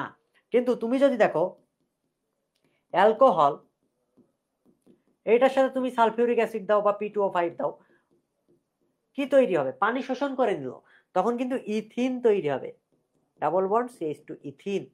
দেখছো যৌগ কিন্তু চেঞ্জ করে ফেলছে, কারণ সে যৌগের ভেতর থেকে পানি টানে, এটা নিরোধক। বাট শুষ্ক কারক পরিবেশ থেকে পানি শোষণ করে, জাস্ট সেটাকে শুকাই ফেলে, কিন্তু ভৌত অবস্থার কোনো পরিবর্তন করবে না। আচ্ছা ডান। নিচের কোন ইলেকট্রন বিন্যাসের ক্ষেত্রে তড়িৎ ঋণাত্মকতা সবচেয়ে বেশি? কোনটি সবচেয়ে তড়িৎ ঋণাত্মক? ফ্লোরিন। কত? 4। কোন মৌলের মধ্যে এটা? 17 নাম্বার গ্রুপ বা হ্যালোজেন। হ্যালোজেনগুলো অধিক তড়িৎ ঋণাত্মক। হ্যালোজেনগুলো অধিক তড়িৎ ঋণাত্মক হলে এদের ইলেকট্রন বিন্যাসটা কেমন হয়? শেষের দিকে NH2 NP5 হয়। এটা হয় না? তুমি ফ্লোরিনের ইলেকট্রন বিন্যাস করে দেখো, এটাই আসবে। Okay next.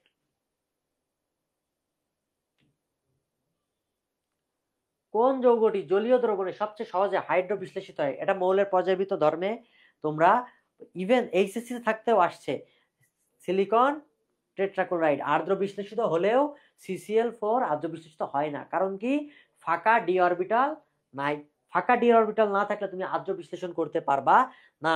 ঠিক তদ্রূপ NF3 এইটা আর্দ্র বিশ্লেষিত হয় না, NCl3 এইটা আর্দ্র বিশ্লেষিত হয়, কারণ ফ্লোরিন তো ফাঁকা ডি অরবিটাল নাই, ক্লোরিনের আছে। ওকে ডান। হ্যালোজেন সমূহের ইলেকট্রন আসক্তির সঠিক ক্রম কোনটি? হ্যালোজেন সমূহের যদি ইলেকট্রন আসক্তি বলি, সেটা হচ্ছে আগে সবার আগে ক্লোরিন, দেন ফ্লোরিন, দেন ব্রোমিন, দেন আয়োডিন। এটা হচ্ছে হ্যালোজেনের ইলেকট্রন আসক্তি।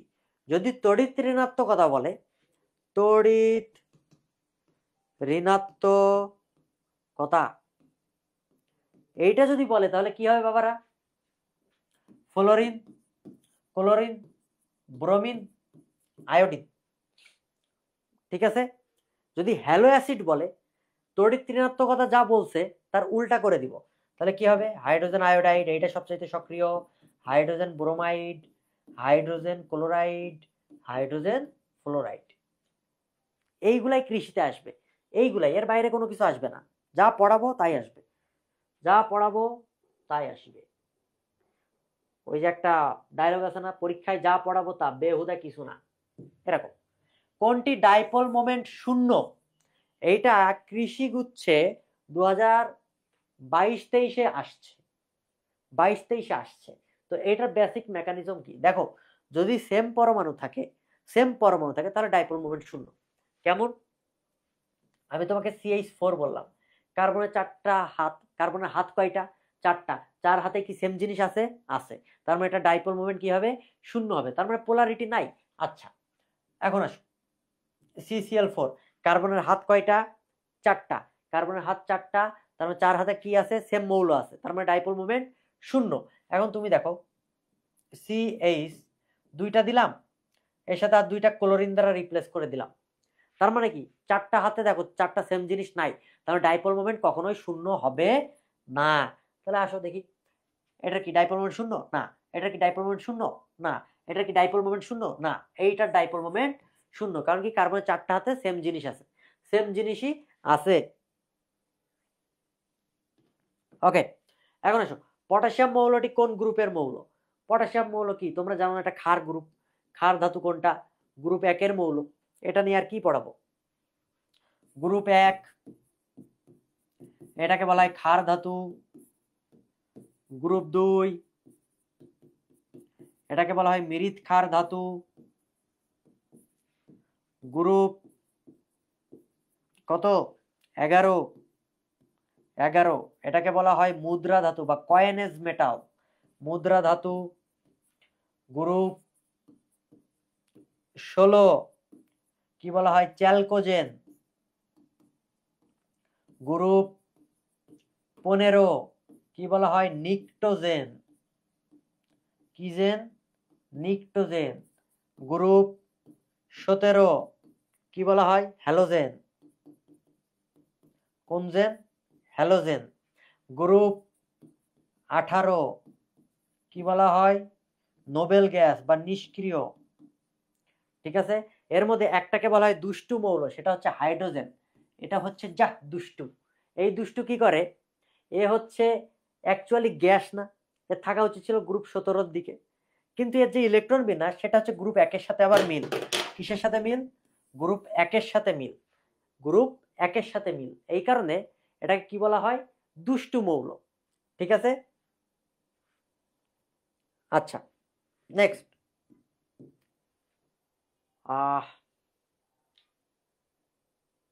খুবই সুন্দর একটা প্রশ্ন। অ্যামোনিয়াম আয়নে এর বন্ড অ্যাঙ্গেল কত? তোমরা হাইব্রিডাইজেশন পড়ছো না? দেখো নিচের প্রশ্ন আছে, নিচের কোনটি sp3 হাইব্রিডাইজেশন। তাহলে হাইব্রিডাইজেশনটা আমাদেরকে শিখতে হবে। হাইব্রিডাইজেশনটা কেমন? Half V plus M minus C plus A, ঠিক কিনা? এখন এইটা দিয়ে তুমি বের করতে পারো যে অ্যামোনিয়াটা যদি বের করি, ঠিক আছে, অ্যামোনিয়ামটাই বের করি, যে হাফ দিলাম ভি মানে যোজ্যতা স্তরে যেই কয়টা ইলেকট্রন আছে, যোজ্যতা স্তরের ইলেকট্রন কয়টা? 5টা। একযোজী মৌল কয়টা যুক্ত আছে? 4টা। ক্যাটায়নের চার্জ কত? 1, তার -1 প্লাস অ্যানায়নের চার্জ, অ্যানায়ন কি আছে? নাই, অ্যানায়নের চার্জ 0। 5 আর 4 9, 9 থেকে 1 বাদ দিলে থাকে 8, 8 ভাগ 2 = 4 sp3। অ্যামোনিয়ার ক্ষেত্রেও কিন্তু sp3 সংকরায়ন। তোমরা বলো তো একটা মুক্ত জোড় ইলেকট্রন, আমরা ওই যে ব্যালেন্স বন্ড থিওরি পড়ছি না, loan pair loan pair. Loan pair loan pair কি করে? এটার বিকর্ষণ ক্ষমতা বেশি, দেন লন পেয়ার বন্ড পেয়ার, দেন বন্ড পেয়ার বন্ড পেয়ার। একটা মুক্ত জোড় ইলেকট্রন কত ডিগ্রি অ্যাঙ্গেল কমায় দেয়? মানে একটা মুক্ত জোড় ইলেকট্রন সমান কত ডিগ্রি অ্যাঙ্গেল, কত ডিগ্রি বন্ড অ্যাঙ্গেল বলতো?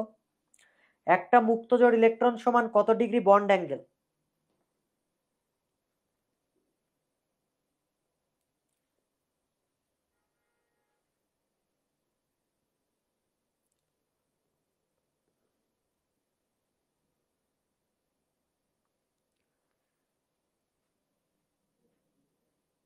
হুম, জানো?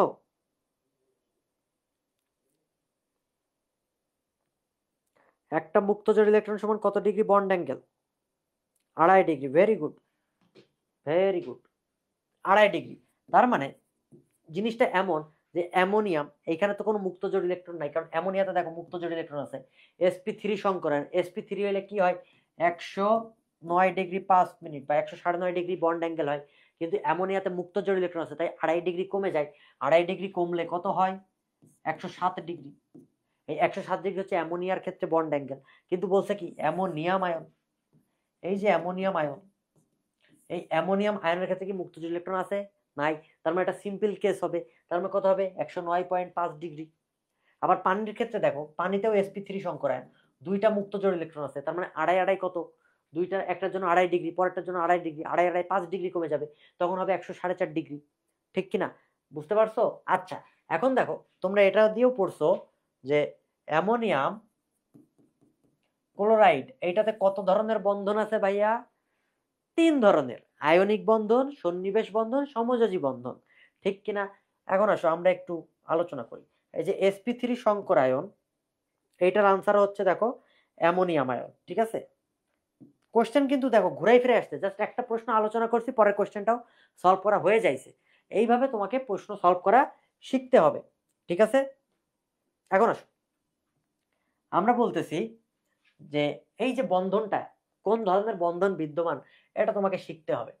তুমি দেখো যদি অধাতু অধাতু থাকে, অধাতু অধাতু থাকে, তাহলে সমযোজী বন্ধন, সমযোজী বন্ধন। যদি ধাতু এবং অধাতু হয়, ধাতু এবং অধাতু হয় তাহলে আয়নিক বন্ধন। আর সন্নিবেশ বন্ধন কোনটা বাবা? যেখানে মুক্তজোড় ইলেকট্রন একজন দিবে আর একজন কিপটা, আর একজন জাস্ট নিবে, আর একজন জাস্ট কি করবে? নিবে। কেমনে?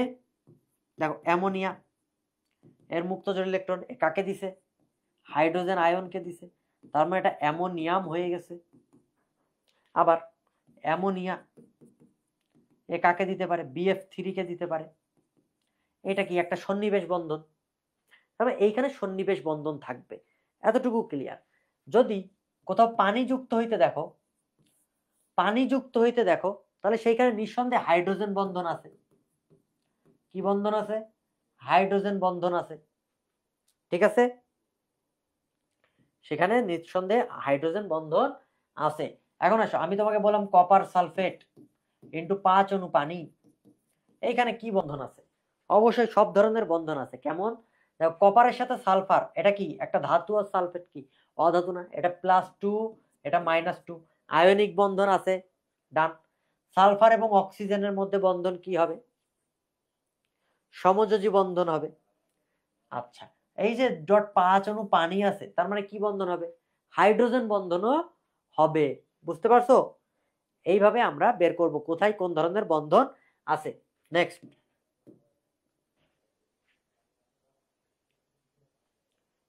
নিম্নের কোন মৌলটি ভূপৃষ্ঠে সর্বাধিক পরিমাণে থাকে? এটা মনে রাখার একটা টেকনিক হচ্ছে, দুইটা জিনিস মনে রাখবা। ছোটবেলায় গ্রামে যারা থাকো দেখবা হচ্ছে শিয়াল ডাকে, ঠিক আছে? শিয়াল ডাকলে বাচ্চারা অনেক ভয় পায়, ঠিক আছে? তখন কি করে? আমরা বলি যে ও শিয়াল, শিয়াল, শিয়াল। বুঝতে পারছো? ও শিয়াল। তারপরে ভূপৃষ্ঠে সর্বাধিক পরিমাণে থাকে অক্সিজেন, এটা ফার্স্ট মৌল। তারপরে দ্বিতীয় কে? সিলিকন। থার্ড কে?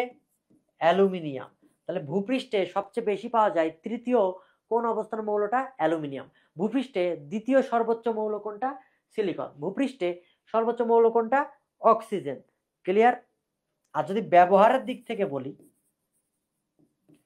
ব্যবহারের দিক থেকে সর্বোচ্চ ব্যবহৃত হয় হচ্ছে আয়রন। আয়রন ফার্স্টে কে? আয়রন। সেকেন্ডে কে? অ্যালুমিনিয়াম। এটা হচ্ছে ব্যবহারের দিক থেকে। কোন দিক থেকে? ব্যবহারের দিক থেকে। ক্লিয়ার? ক্লিয়ার হওয়া উচিত। নেক্সট, নিচের কোনটি উভধর্মী অক্সাইড নয়? উভধর্মী অক্সাইড জানার জন্য, উভধর্মী অক্সাইড মানে তারা ক্ষার এবং অ্যাসিড দুই ভাবেই কাজ করতে পারে। উভধর্মী অক্সাইড এবং নিরপেক্ষ অক্সাইড দুইটা কিন্তু সেম জিনিস না, দুইটা কখনোই সেম জিনিস না। আসো তাহলে আমরা দেখি। উভধর্মী অক্সাইড এটার মানে হচ্ছে সে ক্ষার এবং অ্যাসিড দুইটা রূপেই কাজ করতে পারবে। নিরপেক্ষ অক্সাইড এইটা অ্যাসিড ক্ষার ওইভাবে কাজ করবে, এটা নিরপেক্ষ, নিউট্রাল টোটালি। এটা কি আছে? কার্বন মনোক্সাইড আছে, NO আছে, ঠিক আছে, N2O আছে, এইগুলা। আর যেটা উভধর্মী অক্সাইড, যেটা উভধর্মী অক্সাইড সেটা মনে রাখবা, জেনে এলো সোনা পাবে। কি পাবে বাবারা? জেনে এলো সোনা পাবে। তার মানে জিঙ্ক অক্সাইড, এলোতে অ্যালুমিনিয়াম অক্সাইড, সোনাতে SN বা টিন অক্সাইড, পাবেতে PbO লেড অক্সাইড। ঠিক আছে, এইগুলা হচ্ছে আমার উভধর্মী অক্সাইড। আর নিচেরটা হচ্ছে নিরপেক্ষ অক্সাইড, দুইটা আলাদা জিনিস। উভধর্মী অক্সাইড নয় বলছে, নয়, তার মানে কোনটা? এইটা। এটা তো ডিরেক্ট ক্ষার। ধাতুর অক্সাইড মানেই সেটা ক্ষার, আর অধাতুর অক্সাইড মানে সেটা অম্ল। অধাতুর যদি অক্সাইড হয় সেটা হচ্ছে অম্লীয়, আর ধাতুর অক্সাইড হইলে সেটা ক্ষার। বোঝা গেছে? এই বুঝতে পারতেছো তো তোমরা? বোঝা উচিত। এইটা বাংলাদেশ এগ্রিকালচারাল ইউনিভার্সিটিতে আসছে, বউ আসছে। ঠিক আছে, সালফারের বহুরূপতার ক্ষেত্রে কোনটি সঠিক? দুই ধরনের জিনিস আছে, একটা অ্যানানসোট্রপিক আর একটা মনোট্রপিক। মনোট্রপিক মানে একমুখী, এটার মানে একমুখী। অ্যানানসিওট্রপিক মানে বহুমুখী। কোনমুখী? বহুমুখী বা উভমুখী। উভমুখী এর মানে কি? তুমি দেখছো না যে শ্বেত সালফারকে যদি তাপ দিই তাহলে আরেকটা ধূসর সালফার বা আলফা সালফার হয়, তার মানে কি উভমুখী একটা চিহ্ন দেওয়া হয়, তার মানে এটাকে রিভার্স করা সম্ভব। আর অক্সিজেনেরটা যদি দেখো, ওইটার যে বহুরূপতা, তাপ দিলে আরেকটা ইয়া তৈরি হয়, কিন্তু ওইটা আবার রিভার্স করা সম্ভব হয় না। তার মানে হীরক আর গ্রাফাইট এটাও কিন্তু রিভার্স করা সম্ভব। যাদেরকে রিভার্স করা সম্ভব, যাদেরকে রিভার্স করা সম্ভব তারা হচ্ছে কি অ্যানানসিওট্রপিক। অ্যানানসিওট্রপিক ক্লিয়ার? আশা করি ক্লিয়ার।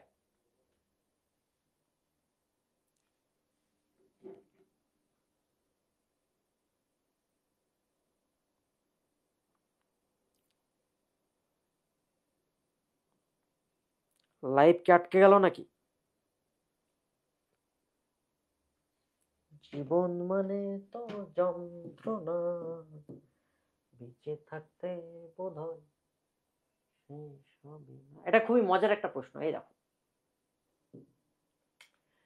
একটা বিক্রিয়া দিছে, বিক্রিয়া দেওয়ার পরে বিক্রিয়াটির হার ধ্রুবক নির্ণয় করা হলো এবং প্রাপ্ত ফলাফল আমরা একটা গ্রাফের মাধ্যমে ইয়া করছি। কি করছি? স্থাপন করছি। এবং গ্রাফটা দেখো লনের উপরে ডিপেন্ডেন্ট। এটার ক্ষেত্রে আমরা যে বিক্রিয়াটা পাই সেটা দেখো, যদি লন থাকে তার মানে লন এর ক্ষেত্রে ঢাল সমান সমান minus E A divide by R. আর যদি লগ থাকতো তাহলে 2.303 গুণ করা লাগতো, তাই না? ওই ক্ষেত্রে ঢাল কি হইতো? Minus E A divide by 2.303 R. এটা লগের ক্ষেত্রে আছে কি লন। এখন কিভাবে করব? হ্যাঁ ঠিক আছে, ভেরি গুড। হ্যাঁ রেসপন্স করবা তাহলে ভালো লাগে। তাহলে দেখো আমরা কোনটা দিয়ে কাজ করব? লন কে দিয়ে কাজ করব। কারণ কি আমার এখানে বলে দিছে লন কে বনাম 1/t এর লেখচিত্র। এই লেখচিত্রের ক্ষেত্রে তুমি ঢাল পাইছো 1 × 10⁴ কেলভিন। ঠিক আছে, কত পাইছো? -1 × 10⁴ কেলভিন। এখন আসো কি বের করব আমরা? সক্রিয়ণ শক্তি। সক্রিয়ণ শক্তি নির্ণয় করতে বলছে। কোন সূত্রটা কাজে লাগাবো? প্রথমটা কাজে লাগাই, এটা মুছে দিলাম। তাহলে ঢাল দেখো কত বলছে? 1 × 10⁴। ঠিক আছে, মাইনাস, আচ্ছা +4 দিছে, তাহলে +4 দিই। ই এর মান আছে নাই, মাইনাস আর এর মান কত? 8.314। দেখো কোনো কিচ্ছু না, কত সুন্দর মজা একটা ক্যালকুলেশন। মাইনাস মাইনাস কাটা, এইটা জাস্ট এইখানে পাঠাই দাও, এইখানে পাঠাই দিলেই তো ই এর মান চলে আসে। সেটা কি 8.314 × 10⁴। শেষ। এইটা দেখে যদি ঘাবড়াই যাও কি বড় একটা বিক্রিয়া দিছে, আসলে বিক্রিয়াটা তোমার কোনো কাজেই লাগে নাই, তুমি জাস্ট দেখছো গ্রাফটা কি কি মান, শেষ। এটাই হচ্ছে হ্যান্ড ক্যালকুলেশন, এটাই সায়েন্স। চলো চলো চলো চলো, এই যে খুবই মজার প্রশ্ন। এটা একটা বিক্রিয়া দেওয়া আছে, কেসি এর একক নির্ণয় করতে বলা হয়েছে। এখন আসো কেপি কেসি নিয়ে একটু কথা বলি। বেসিক্যালি যদি প্রশ্ন আসে এবং এইখানে যদি অপশনে থাকে কোনোটিই নয়, তার মানে আনসার ওইটা লাগাইতে হবে। কারণ কেপি কেসি, কেএসপি, কেআইপি, এটা বেসিক্যালি কবির স্যার বলছে এর কোনো একক হয় না, কারণ এটা তো অ্যাকচুয়ালি একটা অনুপাত। ঠিক আছে, এটার কোনো একক হয় না। যদি বলে একক নাই, ওই অপশনটা দাগাইতে হবে। যদি অপশনে ওই জিনিসটা না থাকে তখন আমরা ক্যালকুলেশনে যাব। কি ক্যালকুলেশন করব? কেসির ক্ষেত্রে মোল পার লিটার ⁴ কেপির ক্ষেত্রে অ্যাটমসফিয়ার ⁴ ডেল মানে কি? উৎপাদ মাইনাস বিক্রিয়ক। তার মানে উৎপাদের মোল কত? 2, বিক্রিয়কের টোটাল কত? 3 আর 1 4। তো 2 থেকে 4 বাদ দিলে -2 বসাও, তার মানে মোল পার লিটার ⁻²= মোল স্কয়ার আর হচ্ছে কি লিটার স্কয়ার মোল ইনভার্স 2। সেটা কোনটা? এটা। বুঝতে পারছো? আচ্ছা এখন আসো এই বিক্রিয়াটাই তোমাকে এমন দিল নাইট্রোজেন দেওয়া আছে প্লাস 3H2 আছে সমান চিহ্ন দিয়ে 2NH3। এইটার ক্ষেত্রে বিক্রিয়ার হার ধরলাম K1 এবং এইটার এই দুইটাকে পাঠাই দাও 1/2N2 প্লাস 3/2H2। এই বিক্রিয়ার হার হচ্ছে কত NH3। এই বিক্রিয়ার হার হলো K2। এই K2 আর K1 এর মধ্যে সম্পর্ক কি কে বলতে পারবা?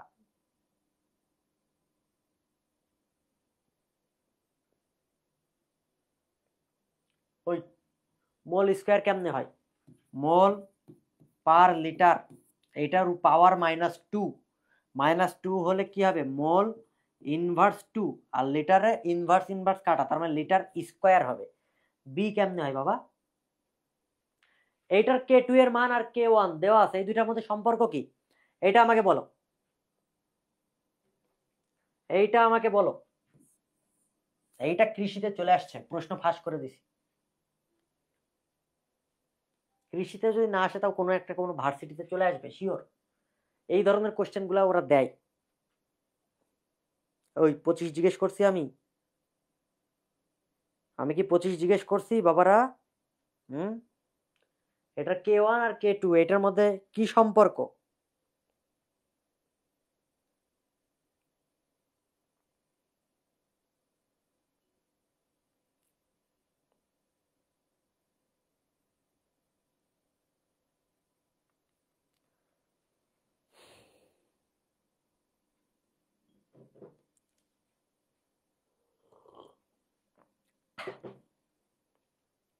গুড। K2 √K1 এর মানে হচ্ছে জিনিসটা খুবই চমৎকার একটা জিনিস। দেখো এই বিক্রিয়াটা যেটা থাকবে তার উপরে পাওয়ার দিয়ে দিব। কি দিয়ে দিব? পাওয়ার দিয়ে দিব। সেটাই আমার K2 মান বেরোবে। কেমন? এই বিক্রিয়াটাকে আমরা কি করছি? হাফ দ্বারা গুণ করছি না সব জায়গায়? হাফ দ্বারা গুণ করছি কিনা? ঠিক, হাফ দ্বারা গুণ করছি। অ্যাকচুয়ালি 2 দ্বারা এখানে ভাগ করা মানে কি হাফ দ্বারা গুণ করা, তার মানে পাওয়ার কি হবে? K1 এর পাওয়ার হবে হাফ, K2 সমান সমান K1 এর পাওয়ার হবে কি হাফ। দ্যাট মিন্স K2 সমান সমান কি √K1। যাই আসুক তুমি দেখবা ওই বিক্রিয়ার সাথে দ্বিতীয় বিক্রিয়াতে কি কাজ করছো, যেই জিনিসটা গুণ করছো মোলের সাথে সেইটা তার পাওয়ার দিয়ে দিবা। সেটা কি করে দিবা? তার পাওয়ার দিয়ে দিবা। ক্লিয়ার? কোনটা কত নাম্বার?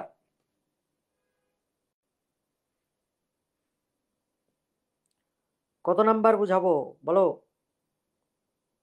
কেপি কেসির এককের ক্ষেত্রে কেসি মানে কি ঘনমাত্রা না, সি মানে কনসেন্ট্রেশন। এটা ঘনমাত্রা কি মোল পার লিটার এবং এর পাওয়ার হবে ΔN। যদি কেপি বলতো কেপি তার একক হয়তো অ্যাটমসফিয়ার, এটার পাওয়ার হবে ΔN। ΔNটা কি? উৎপাদ মাইনাস বিক্রিয়কের মোট মোল। উৎপাদের মোল কত 2, বিক্রিয়কের মোট মোল কত 3, আর এখানে 1 আছে 4, 2 থেকে 4 বাদ দাও -2, তার মানে এর পাওয়ার -2 বসাও, আনসার চলে আসবে।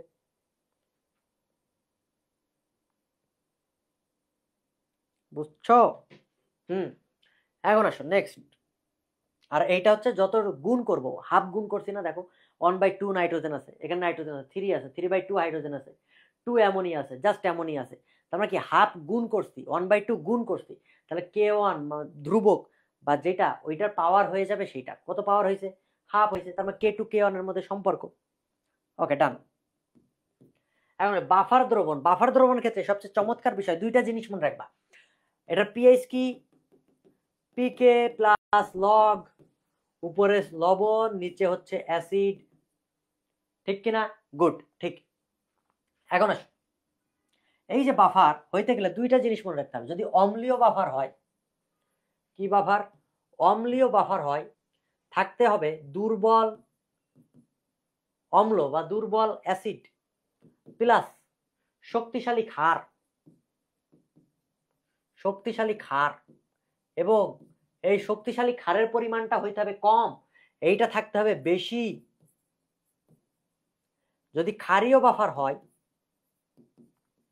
ক্ষারীয় বাফার হয় তাহলে হইতে হবে দুর্বল ক্ষার প্লাস শক্তিশালী অম্ল, শক্তিশালী কিলো অম্ল। এর মধ্যে দুর্বল ক্ষারের পরিমাণ হইতে হবে বেশি। এরকম না যে তোমার ক্ষার এবং ইয়া দিয়ে দিল, জাস্ট ক্ষার এবং অ্যাসিড দিয়ে দিল এবং বললো এটা 20 ml আছে, এটা 5 ml আছে, এটা 40 ml আছে, এটা 60 ml আছে। দেখতে হবে কোনটা বেশি কোনটা কম আছে। যদি দুর্বল অম্ল বেশি থাকে এবং শক্তিশালী ক্ষার কম থাকে, তার মানে এর সাথে এটা ততটুকু বিক্রিয়া করে সেই কনজুগেট লবণ তৈরি করবে।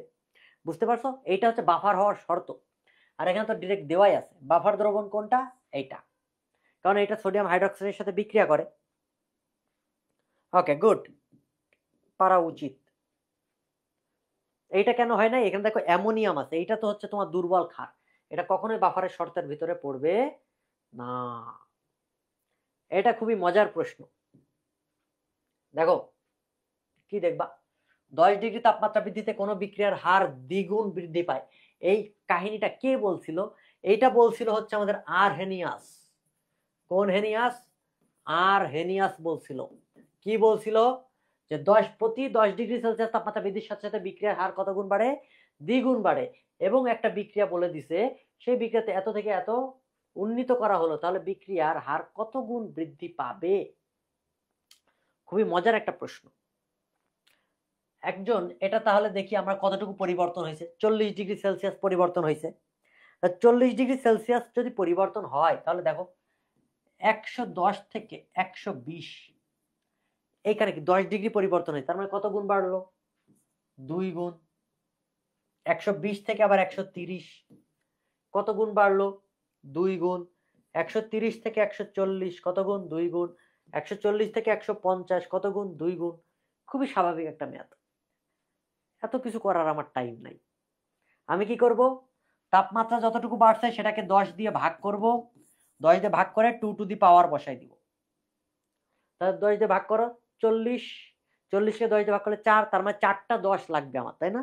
তার মানে 2 টু দি পাওয়ার কত? 4, কত হয়? 16। 2 দুগুণে 4, 4 দুগুণে 8, 8 দুগুণে 16। এইখানে দেখো 2 দুগুণে 4, 4 দুগুণে 8, 8 দুগুণে 16। এইটা হচ্ছে শর্টকাট। 2 টু দি পাওয়ার তাপমাত্রা যতটুকু বাড়াইছি সেটাকে 10 দিয়ে ভাগ। বুঝতে পারছো? বুঝতে পারছো? আর এইটা হচ্ছে বেসিক বুঝাইলাম। তোমার যেটা ইচ্ছা তুমি সেটা করবা। আমি বলবো শর্টকাট করতে, কারণ তোমাকে টাইম সেভ করতে হবে। কারণ ফিজিক্সের ম্যাথ আছে, এমনি হায়ার ম্যাথ থেকে কোশ্চেন আসবে, ঠিক না? তোমাকে টাইম সেভ করতে হবে। আসো, 300 কেলভিন তাপমাত্রায় এটা একটা বিক্রিয়া দিছে, কেসি কত সেটা বের করতে হবে। তুমি সূত্র কি জানো? কেসি সমান সমান কেপি, কেপি সমান সমান KC R T to the power del N, ঠিক কিনা? ডেল এন মানে কি? উৎপাদ মাইনাস বিক্রিয়কের মোল। তার মানে 3 থেকে 2 বাদ দিলে থেকে ডেল এন এর মান পাই 1। কেপি এর মান দেওয়া আছে, ওটা আমরা পরে বসাচ্ছি।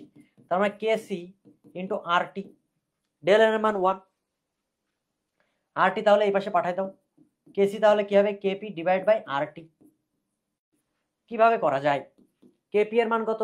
8.314 into 10 to the power square. R এর মান কত? 8.314। টি এর মান কত? 300।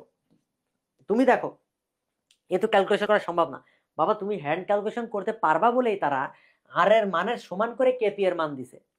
মানে হ্যান্ড ক্যালকুলেশন করার জন্য তারা কতটা ইজি করে দিছে। তারা তো অন্য মানও দিতে পারত, তাই না? তুমি পারবা। জিনিসটা এমনই যে, কারণ যখন থেকে করোনার টাইম থেকে যে গুচ্ছ শুরু হয় তখন থেকে ক্যালকুলেটর নিষিদ্ধ করা হয়েছে আর কি।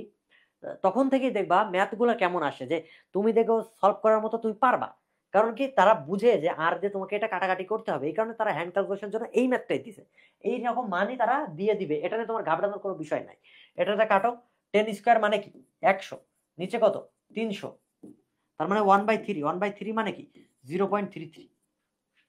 এইটা যদি ভাগ করতে না পারো, 3 ভাগ 1, 0 পয়েন্ট দিলাম, এখানে একটা শূন্য, তারপরে কত দিব?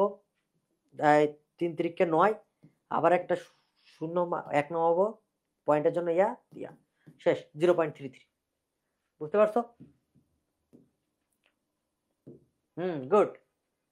এরপরে আসো, সমপরিমাণ, এই যে কত সুন্দর একটা প্রশ্ন। দেখো আমরা পিএইচ এর ম্যাথ কিন্তু সবার আগে করাই দিছি, দেখো এখন কত ইজি হচ্ছে।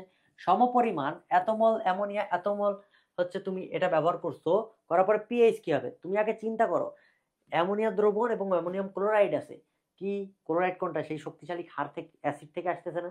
তার মানে এটা কি ক্ষারীয় বাফার কিনা? অবশ্যই ক্ষারীয় বাফার। তোমার পিএইচ জানতে চাইছে, এখন বাফার তো তুমি বের করে ফেলা, তার মানে এটার সূত্র তুমি জানো, কিন্তু এটা কি ক্ষারীয় না, তার মানে পিএইচ কি ডিরেক্ট পাবা? পাবা না। ক্ষারীয় মানে তুমি পিওএইচ পাবা। পিওএইচটা কেমন হবে? পিকেবি প্লাস লগ, উপরে সল্ট, নিচে হচ্ছে বেস বা অ্যাসিড, এই ক্ষার, তাই না? পিকেবি কত বলেই দিছে, 4। পিকেবির মান কত? 4 প্লাস লগের মান কত? দেখো দুইটাই সেম পরিমাণ দিছে। সেম পরিমাণ মানে কি উপরেও যা নিচেও তাই, তার মানে কি log 1। আর log 1 মানে কি এটার মান 0। 0 মানে কি পিএইচ সমান 4। পিএইচ যদি 4 হয় তো চাইছে কি পিএইচ তুমি ধারাম করে 4 দাগাইতে পারো না, কারণ এটা তো ক্ষারীয় বাফার, তুমি পিএইচ বের করছো। পিএইচ মানে কি 14 থেকে 4 মাইনাস করবা, তার মানে 10। आंसर হচ্ছে 10। হ্যাঁ, ইয়া ভেরি গুড। आंसर হচ্ছে কি 10। আচ্ছা নেক্সট আসো। কোন দ্রবণের পিএইচ এর মান, এই ম্যাথগুলাই দিবে তোমার ফার্স্ট পার্ট থেকে, পিএইচ, বিয়োজন মাত্রা, ওই গুণগত রসায়ন থেকে হচ্ছে N1 N2, ঠিক আছে, ইলেকট্রন সংখ্যা, এই ছাড়া ম্যাথ দেওয়ার আর কিছু নাই ফার্স্ট পার্টে। ওকে, আচ্ছা আসো। কোন দ্রবণের পিএইচ মান 5 থেকে 7 বৃদ্ধি পেলে হাইড্রোজেনের ঘনমাত্রা কত গুণ হ্রাস পাবে? খুবই মজার একটা প্রশ্ন, ইল্লাম টিকাটি। আমরা এটা বের করব যে 10 to the power pH difference করে দিব, ডেল পিএইচ দিয়ে দিলাম। এখন দেখো 5 থেকে 7-এ নিয়ে গেছো, তার মানে কি পিএইচ যত বাড়ে তার দ্রবণটা কি লঘু হয় না, আর গাঢ় হইলে কি এটা বেশি বিয়োজিত হচ্ছে, ঠিক কিনা? এখন আসো, তাহলে কি হয় 10 টু দি পাওয়ার কত, 5 থেকে 7 বাদ দিলে থাকে 2, তার মানে 100। 100 গুণ হবে, কত গুণ হ্রাস পাবে? 100 গুণ হ্রাস পাবে। এটা শর্টকাট, তুমি বেসিক বুঝো, তুমি এটা করো। পিএইচ সমান সমান মাইনাস লগ এইচ প্লাস, এখন পিএইচ এর মান দেওয়া আছে 5, তার মানে হাইড্রোজেন আয়নের ঘনমাত্রা একটা বের করলাম, এটাকে 1 দিলাম, তার মানে 10 টু দি পাওয়ার -5, তার মানে এটাকে 2 দিলাম, হাইড্রোজেন ঘনমাত্রা 2, 10 টু দি পাওয়ার -7, এরপর দুইটারে ভাগ করো, ভাগ করে দুইটার ঘনমাত্রা তুলনা করো, দেখবে 100 আসবে। শর্টকাট কি 10 to the power del pH, শেষ।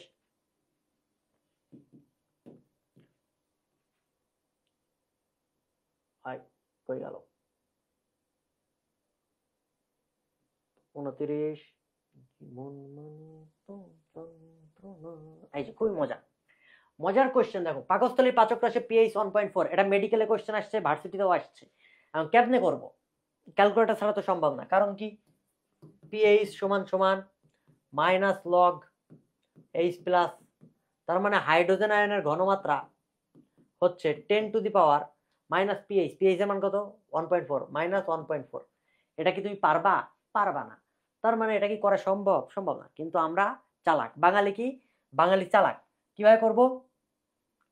দুইটা মেথড আছে, আমি সবচেয়ে ইজি মেথডটা দেখাবো। মেথডটা হচ্ছে, তুমি চিন্তা করো, আমি একটু আগে কি বলছিলাম, পিএইচ সমান ওয়াই মাইনাস লগ এক্স, এইটা বলছিলাম কিনা বলো? সবার শুরুতে পিএইচ শেখানোর সময় এটা বলছিলাম কিনা বলো? পিএইচ সমান সমান ওয়াই মাইনাস লগ এক্স, এটা বলছিলাম। এখন পিএইচ দেওয়া আছে কত? 1.4। 1.4 পিএইচ দেওয়া আছে। তুমি বলো ওয়াই, তার মানে কোন পূর্ণ সংখ্যা থেকে বিয়োগ করলে এরকম একটা মান আসে? 3 থেকে, এতক্ষণ যা করাইছি কাছাকাছি মান না, কারণ লগের মান তো 0 পয়েন্ট সামথিং হবে, ঠিক কি না? হ্যাঁ ঠিক, 0 পয়েন্ট সামথিং হবে লগের মান। তাহলে 0 পয়েন্ট যদি বিয়োগ করতে হয়, তুমি 4 থেকে বা 3 থেকে বিয়োগ করলে কি এটা পাবা না? তার মানে এটা 2, তাই না? হ্যাঁ, মাইনাস লগ এক্স। এখন বলো কত বিয়োগ করা যায়? লগ 2 হইতে পারে, লগ 3 হইতে পারে, তাই না? যে কোনো কিছুই হইতে পারে। এখন কত হইতে পারে বলো? লগ 1 এর মান আমরা কত জানি? 0। লগ 2 এর মান কত জানি? 0.3। লগ 3 এর মান কত জানি? 0.5। তার মানে লগ 3, লগ 3 মানে 0.5। দেখো 1.4 মানে কি 1.5 কাছাকাছি কিনা? হ্যাঁ, তার মানে কাছাকাছি মানটা নিব। এটা বুঝতে পারছো? তার মানে জিনিসটা কি, এইটা আসলে কই থেকে পাইছিলাম? বলছিলাম না এটা x into 10 to the power minus Y ছিল, সেইখান থেকে আমরা ওয়াই মাইনাস লগ এক্স করছি। তাহলে এইটাকে তেমন ভাবে লিখি 3 × 10⁻²। এটাই তো 3 × 10⁻² মানে কি 0.03। এখন আমরা খুঁজি 0.3, পয়েন্টের পরে একটা 3 হবে না, 0.003, দুইটা জিরোর পরে 3, তার মানে কি হচ্ছে পাওয়ারে 2 আসছে। এইটা দেখো আনসার, আনসার কত গ। এইটা সবচেয়ে ইজিয়েস্ট মেথড, যে আমি একটু চিন্তা করো, থিঙ্কিং লেভেলটা বাড়াও। এটা কি বুঝতে পারছো? আরেকটা মেথড হচ্ছে তুমি অপশন টেস্ট করবা। এই সেম মেথডে কি করবা, ওই যে y - log x, y এইটা ধরি, তার মানে 3 করলে এটা 10⁻1 আসে, তার মানে 1 - log 3। আনসার কি আসা উচিত 1.4? না। তারপর এইটা করবা, তারপর এইটা করবা, তারপর এইটা গিয়ে করবা, দেখবা এটা চলে আসছে।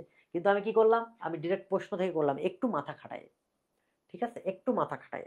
আর আমি এখানে কেন log 2 নিই নাই, log 3 না নিয়ে ভাই আপনি কেন 2 - log 3 নিলেন? 2 এর মানও তো বিয়োগ করলে আমরা 1 পয়েন্ট সামথিং পাইতাম, অবশ্যই পাইতাম। log 2 এর মান কত 0.3, log 3 এর মান কত 0.5। এখন তুমি চিন্তা করো 1.4 কোনটা কাছাকাছি হবে, 2 থেকে 0.3 বাদ দাও 1.7, 0.5 বাদ দাও 1.5। তারপরেও একটা জিনিস দেখো, অপশনে সব 3 দিয়ে আছে, অপশনে সব কি দেওয়া আছে 3, তাহলে আমি 2 কেন নেব, কোন দুঃখে নিতে যাব আমি, কেন কেন নিজের পায়ে নিজে কোড়াল মারতে যাবো বাবা? বুঝতে পারছো? হ্যাঁ, ডান, বোঝা উচিত, না বুঝে জীবন যেখানে যেমন করে দিব সবগুলার। দেখো পিএইচ 7 বিশিষ্ট বিশুদ্ধ পানির এত এমএল এর সাথে এত মোলার, মোলার না দিয়ে এখানে মোল হবে, কি হবে মোল হবে। HCl দ্রবণের 1 ml যোগ করলে অম্লীয় দ্রবণের পিএইচ কত হবে? খুবই ভালো একটা প্রশ্ন। তুমি দেখো পিএইচ 7 মানে বিশুদ্ধ পানি বলছে, কোন পানি বলছে? বিশুদ্ধ পানি বলছে, এবং পানি হচ্ছে 99 ml, তার সাথে HCl যোগ করছো, তাহলে কি আয়তন বাড়লো কিনা? অবশ্যই বাড়ছে। আয়তন বাড়লে কত হয়েছে? 100 ml হয়েছে। গুড, ভালো কথা। 0.1 যোগ করছো, তুমি জানো কি S সমান কি N/V, তার মানে S এর মান কত 0.1/100, কত আসে 0.201। এই যে HCl বলছে, তার মানে এক ক্ষারকীয়, কোনো কিছু গুণ করা লাগবে না। পিএইচ বের করো, পয়েন্টের পরে কয়টা সংখ্যা? 3টা, 1 আছে, তার মানে আনসার কি হবে 3 হবে, শেষ। এইসব পিএইচ এর ম্যাথ যদি না পারো তাহলে তোমাদের কি করা উচিত, ছোট করে মরে যাওয়া উচিত, ঠিক আছে, ছোট করে মরে যাও। 0 পয়েন্ট এত মোলার NOH এর পিএইচ কত? খুবই সুন্দর, যে পয়েন্টের পরে কত আছে 3টা ঘর, তার মানে 3 হবে, কিন্তু আছে কি ক্ষার, ডিরেক্ট কি পিএইচ পাবা? পাবা না। তাহলে এটা কিসের মান? POH। ক্ষারের আমরা ডিরেক্ট কি পাই? POH। তার মানে 14 থেকে 3 বাদ দিতে হবে, বাদ দিলে কত পাবা? 11। কি পাবা? 11 পাবা। 11 পাবা। আসো HCl এর লঘু জলীয় দ্রবণের পিএইচ 3, দ্রবণটিকে আরো 10 গুণ লঘু করা হয়েছে, পিএইচ কত হবে? তোমাকে একটু আগেই বলছি পিএইচ সমান -log H+। তার মানে এইখান থেকে তুমি চিন্তা করো, হাইড্রোজেনের ঘনমাত্রা যত বেশি, হাইড্রোজেনের ঘনমাত্রা যত বেশি পিএইচ তত কম কিনা? অবশ্যই কম। হাইড্রোজেন আয়নের ঘনমাত্রা যত কম পিএইচ তত বেশি কিনা? বেশি।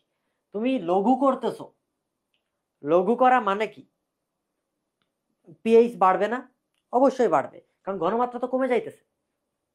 এখন যদি কমে যায়, এই যে log 10 কত গুণ লঘু করছো? 10 গুণ, তার মানে log 10 মানে কি 1, পিএইচ কত বাড়বে না 10 গুণ যদি লঘু করো বা 10 গুণ গাঢ় করো, পিএইচ পরিবর্তন হয় 1 ইউনিট। বুঝতে পারছো? যদি আমরা কোনো একটা দ্রবণের 10 গুণ লঘু বা গাঢ় করি, তার পিএইচ পরিবর্তন হয় 1 ইউনিট হিসাবে। এখন তাহলে চিন্তা করো 3 এর সাথে কি হবে, লঘু করছো পিএইচ বাড়বে, 3 এর সাথে কত যোগ করব? 1 যোগ করব, 4। তুমি যদি আরো বেশি করে করতে চাও, না আমি বেসিক বুঝবো আমি করব, অবশ্যই করো। আসো পিএইচ সমান -log H+, এইটা একটা পাইলাম, এটার মান 3, তার মানে হাইড্রোজেন আয়নের ঘনমাত্রা কত পাবো? 10⁻³ এটাকে 10 গুণ লঘু করব, গুণ করো 10, মানে ভাগ করো, লঘু করা মানে কি ভাগ করা, যদি গাঢ় করতাম তাহলে গুণ করতাম, তাহলে কত আসে 10⁻⁴। এখন এইটার পিএইচ বের করো, কত আসবে? 4 আসবে, করো, সমস্যা নেই।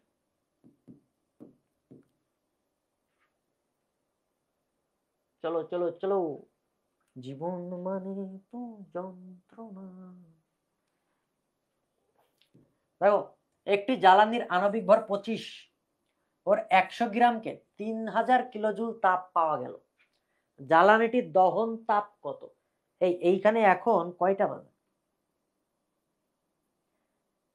এখন মোটামুটি 12টা বাজতে গেছে। যারা ক্লাস করতেছে এরা কি সবাই কৃষি ক্যান্ডিডেট? বাবা, এরা কি সবাই কৃষি ক্যান্ডিডেট নাকি? কৃষি ক্যান্ডিডেট হইলে ভালো, তোমাদের কষ্ট সফল হোক। ভেরি গুড, ভাল লাগে এইগুলা। আণবিক ভর হচ্ছে 25। আচ্ছা, আণবিক ভর মানে কি? এটা 1 মোল। 1 মোল মানে তো তার আণবিক ভর, রাইট? এখন উহা যদি 100 গ্রামকে পুড়িয়ে 3000 কিলোজুল তাপ পাওয়া যায়, জ্বালানিটির দহন তাপ কত? দহন তাপ তুমি চিনো না, গুড, চেনারও দরকার নাই। তাহলে অপশন দেখো, অপশনে কি আছে? কিলোজুল পার মোল, কিলোজুল পার মোল, কিলোজুল পার মোল। তার মানে তোমাকে মোলে নিয়ে যাইতে হবে। মোল মানে কি? 1 মোলে বের করবো। 1 মোল মানে কত গ্রাম? এখানে দেখো জ্বালানি জানো না, 25 গ্রাম আণবিক ভর তো বলেই দিছে। তার মানে আমরা বের করি 100 গ্রামে জ্বালানির দহন তাপ হচ্ছে 3000। 1 গ্রামে কত? ঐকিক নিয়মে করে ফেলো। 3000 ডিভাইড বাই 100 ইন্টু, যারা অবশ্যই ক্লাস করতেছো এই যে রাত জেগে, হ্যাঁ অনেকেই তো চলে গেছে, শুরুতে অনেকেই ছিল, তাই না? তার মানে কি, তোমরা এখন এইখানে যদি কোশ্চেন করো যে ভাইয়া এটা বুঝি নাই, ওইটা কি, তাহলে আমরা সমাধান করে দেবো। পরে যারা রেকর্ড দেখবে তারা যদি 1000 চেষ্টা করে ওইটা বোঝার চেষ্টা করে, ওইখানে কোশ্চেন করলেও তো আমরা আনসার দিতে পারবো না, তাই না? ফ্রি ক্লাস নিতেছি, ওকে ডান। তাহলে আণবিক ভর হচ্ছে 25। 25 গ্রামে কত এটা আমরা বের করব, কারণ 1 মোল। ঠিক আছে, কষ্ট করলে সেটা সফল হয়, পরিশ্রম কখনো বৃথা যায় না। পরিশ্রম কখনো বৃথা যায় না, এটা সবসময় মনে রাখবা। তুমি আজকে সফল হও নাই, কালকে অবশ্যই হবা। কালকে হও নাই, পরশুদিন হবা, কিন্তু হবাই। যে পরিশ্রম করছে তাকে সফল হইতেই হবে, এটা নিয়তি আর কি। এই শূন্য এই শূন্য এই শূন্য এই শূন্য কাটা, তার মানে 2টা শূন্য কাটা, তাহলে কত আসে? 3 25 75। এই আর একটা শূন্য থাকে, 750। 750 কিলোজুল পার মোল। আনসার কোনটা? এইটা। কোন দ্রবণের হাইড্রোজেন আয়নের ঘনমাত্রা এত মোল পার লিটার হলে পিএইচ মান কত? আবারও সেম জিনিস, সেম জিনিস। আসো, পিএইচ সমান কি? Type 3 Y minus log X. Log X মানে কি? ওয়াই কোনটা? পাওয়ার। পাওয়ার কত? -2 ছিল, তার মানে 2 মাইনাস লগ কত? 3 নিব, কারণ পয়েন্টের আগে জাস্ট একটা ঘর নিব। এখানে যদি 33.98 থাকতো ইন্টু 10⁻² থাকতো, আমি তখন সেটাকে কনভার্ট করে 3.398 ইন্টু 10⁻⁻1 করতাম। মানে তোমাকে পয়েন্টের আগে সবসময় একটা পূর্ণ সংখ্যা রাখতে হবে, এবং সেইটাই হবে এক্স। বুঝতে পারছো? এইটার মান 3। আবারও সেম জিনিস, কত হবে? একটু আগে করে ফেলছি পাকস্থলী নিয়ে, সেটা কত ছিল? 1.4। দেখছো, এইটা হচ্ছে শর্টকাট।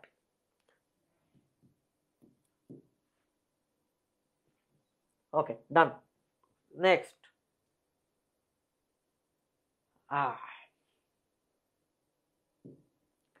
প্রশ্ন হচ্ছে 80% PCl5 250°C তাপমাত্রায় 3 অ্যাটমসফিয়ার চাপে বিয়োজিত হলে কেপি কত?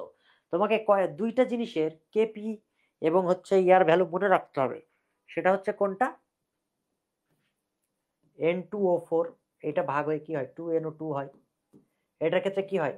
Alpha square divide by 1 minus alpha square P by divide by 1 minus alpha square, তাই না? এরকম একটা ইয়ে আসে, 4 আলফা স্কোয়ার থাকে। আর PCl5 এরটা মনে রাখবা। আর কোনটা মনে রাখবা? হাইড্রোজেন আয়োডাইডেরটা মনে রাখবা। এই 3টা মনে রাখলে এইখান থেকেই ম্যাথ দিবে এতটুকু, তোমার ওটা ক্যালকুলেশন করে বের করার দরকার নেই। PCl5 এরটা কি জানে? Alpha square P divide by 1 minus alpha square. এটা PCl5 এর। কার এটা? PCl5 এর। এখন আসো, PCl5 এর যদি হয় তাহলে আলফা এর মান কত? আলফা মানে বিয়োজন মাত্রা 0.8 স্কোয়ার। পি এর মান কত? 3 অ্যাটমসফিয়ার। এটা তো কেপি বের করতেছি, রাইট? এটা কি বের করতেছি? কেপি বের করতেছি। 1 মাইনাস আলফা স্কোয়ার মানে 0.8 স্কোয়ার। 0.8 স্কোয়ার মানে কি? 0.8 কে 2 বার গুণ, তার মানে 8 8 64, 0.64। এক মানে কি 100 থেকে যদি 0.64 বাদ দিই তার মানে কত থাকে 36। 1 মাইনাস 0.64 মানে কি 0.36। এটা পারা উচিত, কারণ এগুলো তো একদম টানা মুখস্থ মতো চলে আসে। তার মানে এইটা কত হবে 0.64 ইন্টু 3 1 মাইনাস 0.8 স্কোয়ার মানে হচ্ছে 0.36। এখন আসো এই পয়েন্ট পয়েন্ট কেটে দিলাম, কারণ দুইটা সেম জিনিস, গুণ অবস্থায় আছে। তাহলে 64 ডিভাইড বাই 36 ইন্টু 3, 3 অক্ষে 3, 3 12 36, 64 ডিভাইড বাই 12, 64 ডিভাইড বাই 12 আরো করি। 3 দিয়ে কি কাটা যায় না, 4 দিয়ে কাটা যায়। 4 16 64, 3 4 12, 16 ডিভাইড বাই 3। এখন 3 কে 16 দিয়ে ভাগ করো, 3 অক্ষে 3, 3 দুগুণে 6, 3 5 15, 1। তুমি চিন্তা করো, তোমার আর কিচ্ছু করা দরকার, অপশনে চলে যাও। ভাইয়া ক্যালকুলেশন পারি না, তোমার তো এক্সাক্ট ভ্যালু জানার দরকার নাই বাবা, তুমি কাছাকাছি যাও। অপশন দেখো 5.36, 4.36, 3.36, 2.26, মান আলাদা না? আলাদা। তোমার কি বেরোইছে? ফার্স্টটাই 5 বেরোইছে, তার মানে আনসার এইটা 5। তার মানে কি হবে? আনসার হবে 5.36। বুঝতে পারছো? আচ্ছা, আরেকটা ম্যাথ ছিল, সেই ম্যাথটা তোমাদের একটু বলে দিই। প্রশ্নটা হচ্ছে, এটা স্লাইডে দিই নাই, আমার ভালো লাগে নাই তাই। এটাকে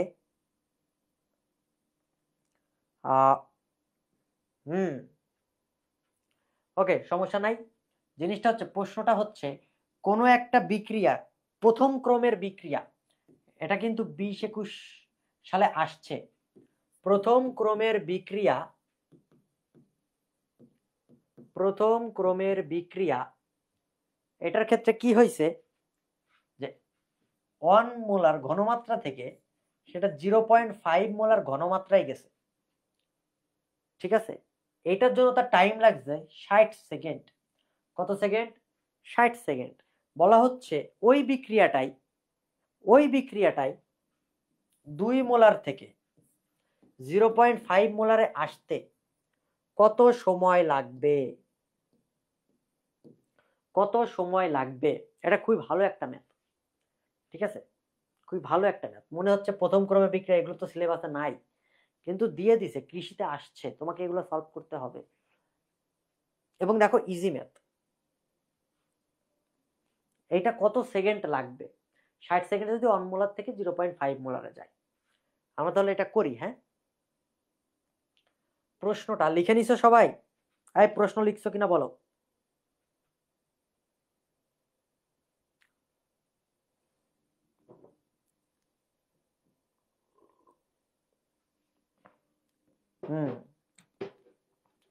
এটা দুইটা নিয়মে করাই দিই।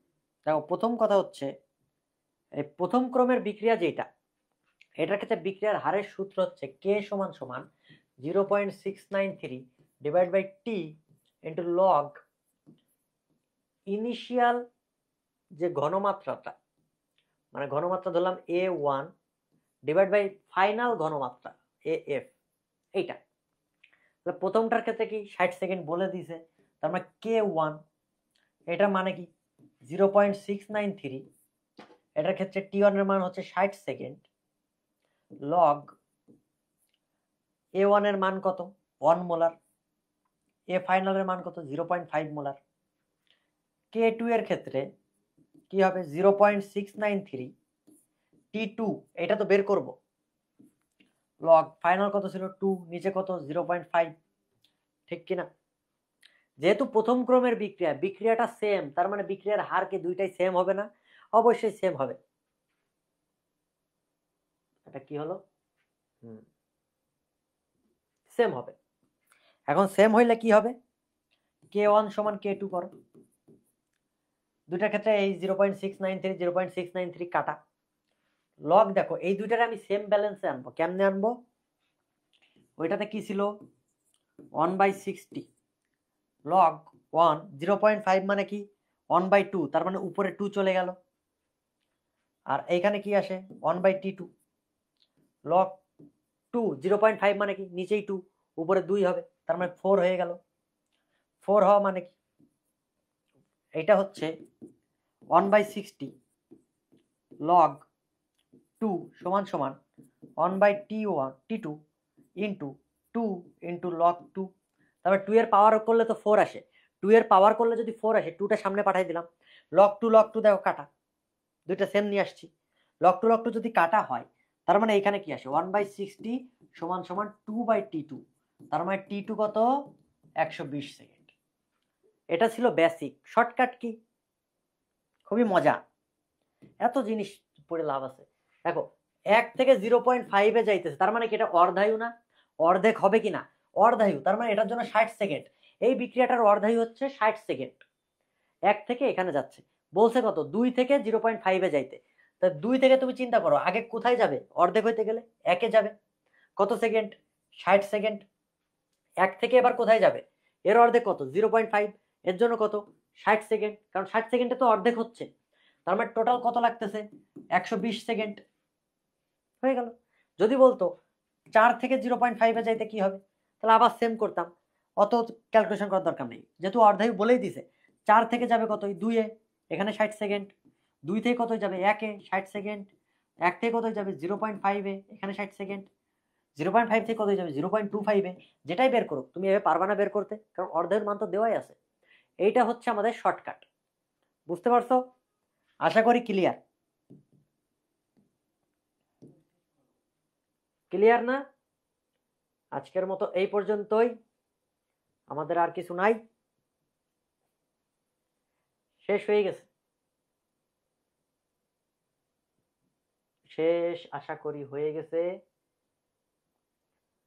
এতক্ষণ যা পড়াইছি তোমরা বুঝতে পারছো কিনা বলো? এতক্ষণ যা পড়িয়েছি তোমরা কি বুঝতে পেরেছো? হ্যাঁ, পারা উচিত। এই স্লাইডটা যে বানাইছে তাকে দেখে আমার খুব ভালো লাগছে। তোমরা এইভাবে সানগ্লাস পরে যে কৃষিতে আগুন লাগাই দিয়ে আসবা। কি করে আসবা? হ্যাঁ, কৃষি দিবানিশি হয়ে গেছে, হ্যাঁ গুড।